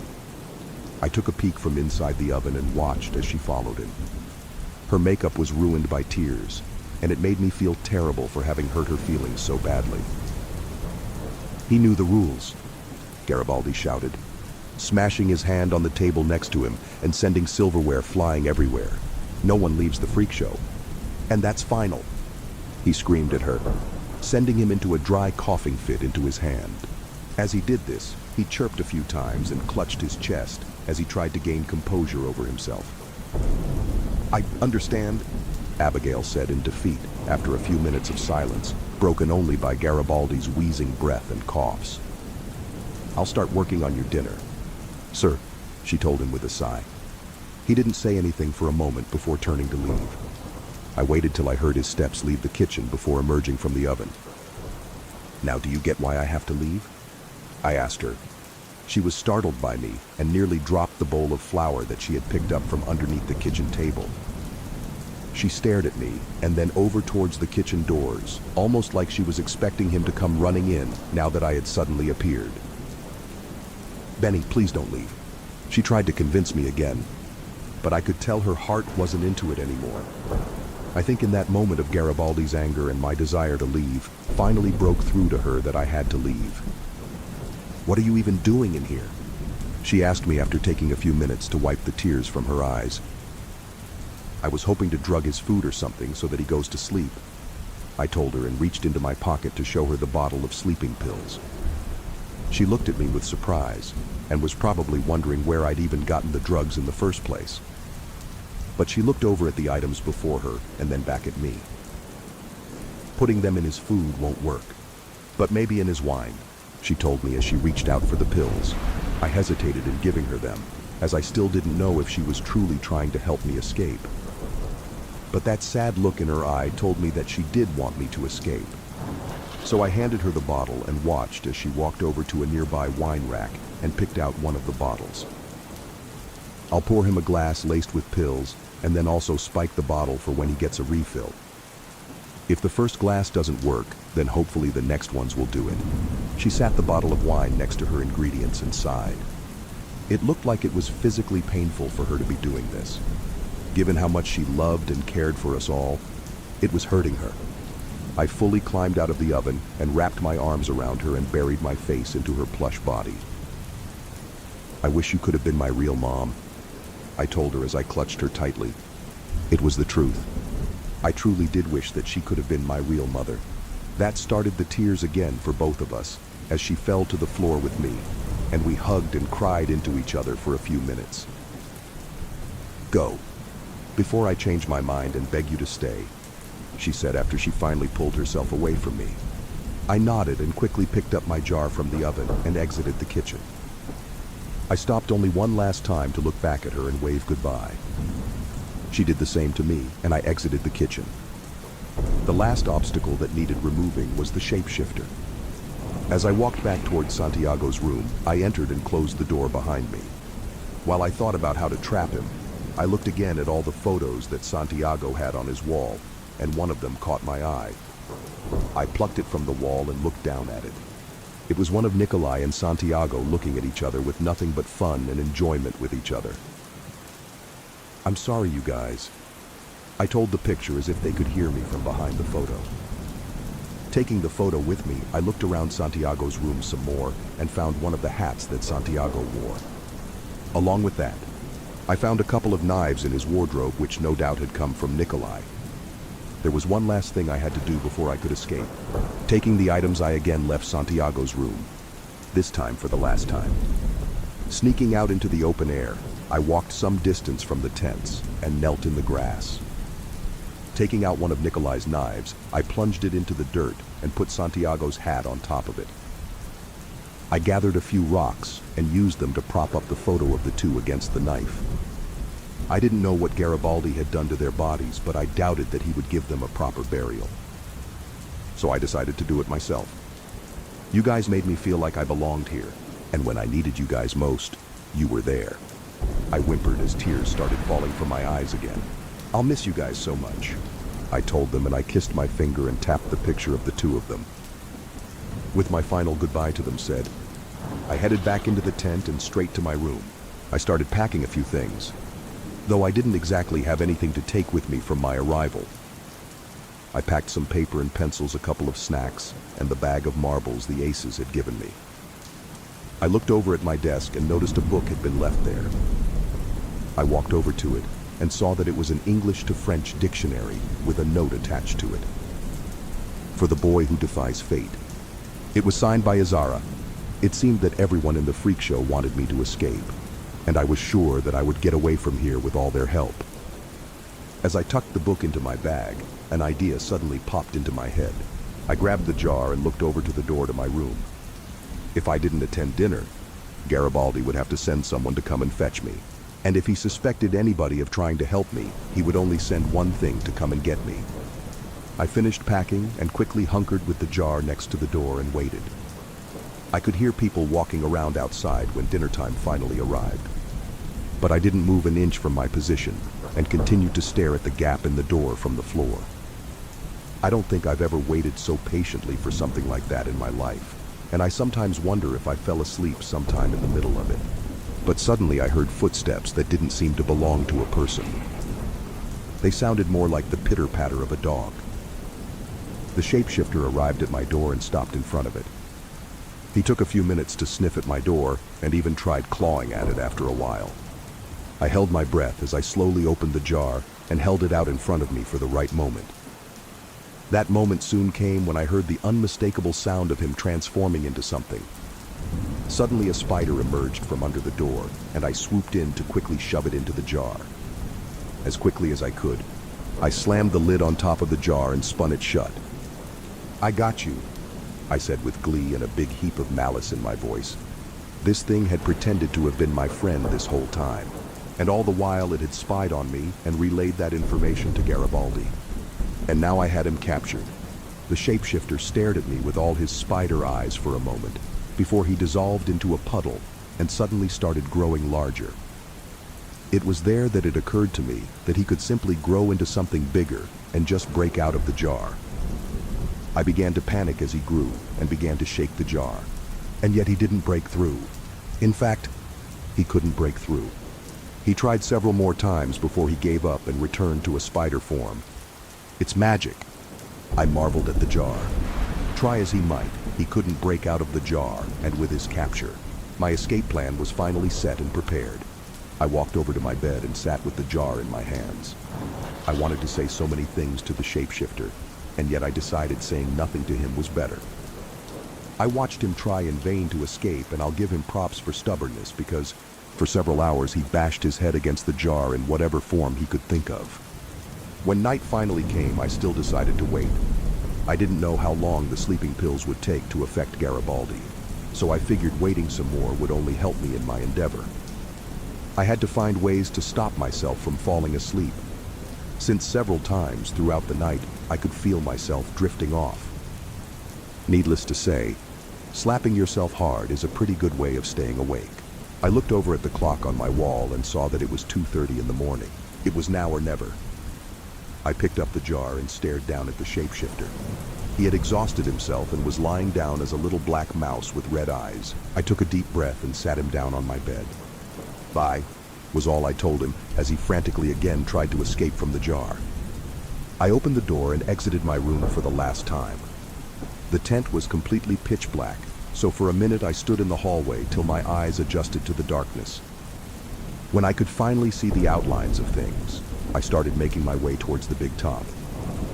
The entire freak show was quieter than a cemetery, and I felt like if I made even the slightest bit of noise, it would alert everyone to my escape. So I tied my backpack close to me and kept walking forward as silently as I could. Every time I made even the slightest noise, I froze in place and waited to see if I could hear anything suddenly coming my way. Finally, I managed to make it to the big top. It felt like it had taken an hour, and I wouldn't have been surprised if it had taken even longer. But I could see the exit just across the giant tent. Before I could make those steps towards freedom, though, I was suddenly blinded as every single light in the big top suddenly lit up. I shielded my eyes in pain as it felt like my eyeballs were going to melt right out of their sockets. When at last I felt like I could bear to lower my hands, I did, and I felt like I might throw up right there. Buonasera. Benny! Garibaldi's hoarse voice greeted me as I finally adjusted to the bright lights of the big top. A combination of electric and gas lamps were used to light up the entire tent, and after coming from the pitch black, it felt like being on the surface of the sun. Cute trick you did there, slipping those pills into my wine. He chuckled as I noticed that the bandages were removed from his face, and he appeared to be completely healed. Only a nasty scar was left behind where Nikolai had stabbed him. I guess it didn't work. Huh?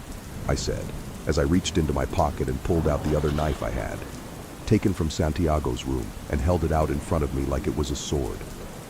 Garibaldi gave me a sad chuckle and started approaching me. I took a few steps back as he did, and he seemed crushed by that action. "You want to leave too, don't you?" He sighed, removing his hat and running his fingers through his long white hair. "You know, when I told you how me and Lucille wanted to make a family, it was the truth. I truly did want a family with her. And when I couldn't, I did the next best thing. But every time it seems like I just lose the people I love so much," he said with a pained sigh. "It would have been almost believable if I hadn't seen him eat two of the people he considered a part of his family." "Is that why you also ate Lucille? Is that how you treat your family?" I asked him, gripping the knife tightly and trying to act like it was some kind of protection against him. My words caught him off guard as the pained look on his face suddenly turned into one of anger. "Do you think I wanted to do that to her? She was the love of my life. I tried so hard to keep this curse from harming her, and yet I couldn't." He shouted at me, stomping his foot on the floor so hard he split open his facial scar and revealed the teeth hidden inside it. "You try controlling a curse like this, and then tell me how you like it," he chirped as he tried to get himself under control. "I saw all those people in Santiago's picture wall. A lot of people I've never seen here. You ate them too, didn't you?" I asked him, staring as he was losing his temper at me. "You never cared about any of us. You're nothing but a monster," I told him, which suddenly got me a slash across the cheek by his clawed hands. "You're right about one thing, Benny," Garibaldi chirped as his humanity faded and the mantis began to take over. "I am a monster." He cackled as he lunged at me in full mantis form. I scurried away and onto the benches where the crowd usually sits. He hopped over me and was suddenly again in front of me, swinging with his claws. I quickly ducked and at last noticed that I was bleeding from the claw slash he'd given me earlier. Remembering something Santiago had taught me, I quickly curled into a ball and rolled under him as he slashed again and just barely missed me. Underneath him, I tried stabbing up into his abdomen, but my little stab wasn't enough to pierce his exoskeleton, and he simply hopped away, fluttering his massive wings and blowing me into some more benches. Now separated a bit from him, I quickly reached into my backpack for something that might help me. I didn't get much time as the mantis jumped back over and took a few more swipes at me, which I managed to block with my backpack. The only thing I had managed to grab was the bag of marbles, and it didn't seem like these could help me in any way. I tried picking up some broken pieces of bench for another weapon besides the knife, but all of them were too heavy for me to lift. It felt increasingly like I wasn't going to make it out alive, as I was running away from him and he continued to swipe at me. I suddenly got an idea as I stared down at the bag of marbles in my hand. Using my knife, I quickly cut open the bag of marbles and allowed them to spill out onto the big top's floor. Garibaldi hadn't been expecting that as he stepped over the mass of falling marbles and suddenly began to wobble and lose his balance. Before he could fully regain it, I stopped and turned around, running back at him and using my backpack as a sort of mini shield and slamming myself against the giant mantis. That sent him tumbling over and onto his back, and I watched with a smile as he thrashed and screeched around on the floor. He swiped and flung every appendage that he could to try and get himself back on his legs. As he thrashed around and screeched, he knocked into the main tent pole of the big top and knocked over a bunch of the kerosene lamps that hung from it. In a matter of seconds, they landed on the floor and broke open, unleashing a blazing inferno. I stared in horror and watched as Garibaldi continued to thrash uncontrollably and knocked into the main pole again, causing it to snap and break. With the tent on fire and collapsing, I turned around and started running. I dropped the knife and sprinted towards the big top's entrance. I reached it and took one last look back to see that Garibaldi was pinned beneath the big top's main tent pole as the entire structure began to catch fire around him. Satisfied that he couldn't follow after me, I ran off into the darkness of the French countryside and didn't once look back towards the burning inferno that the freak show had become. I ran until the sun at last started to rise. I collapsed on the side of the road and was soon taken to a French police station. With the help of the dictionary, I came up with some sort of excuse to tell them that I was from America and that I had been kidnapped. And before I knew it, I was back in the States. Instead of returning to my abusive father, I learned that my mother had worked up the courage to leave him. She was given sole custody of me, and I stayed with her and my grandparents. It's haunted me for years, not knowing if anyone survived that fire. Although my time in the freak show was short-lived, I cared deeply for every member, cherishing the memories I made with the first people who loved me. However, as I got older, I'd forgotten all about the freak show. They seemed like nothing more than a distant memory or a simple dream. That was until a few months ago when I received an intricate red envelope in the mail. Inside it was a note that read, "Benny," or should I say, Benjamin, "it's so good to see that you managed to return to the US. I must say, long hair does suit you. I almost didn't recognize you at first when I laid eyes on you again. Glasses, facial hair, and even a smoker, almost like you're trying to hide from me. I'm sure you've forgotten about me, but I'm sure this little trinket will jog your memory. See you soon, signed AG." I stared at the letter and suddenly felt my hand shiver uncontrollably as I dug into the envelope further and pulled out a golden praying mantis lapel, the same one that Garibaldi wore on all of his suits. I allowed it to fall to the floor and looked around in terror. He'd survived.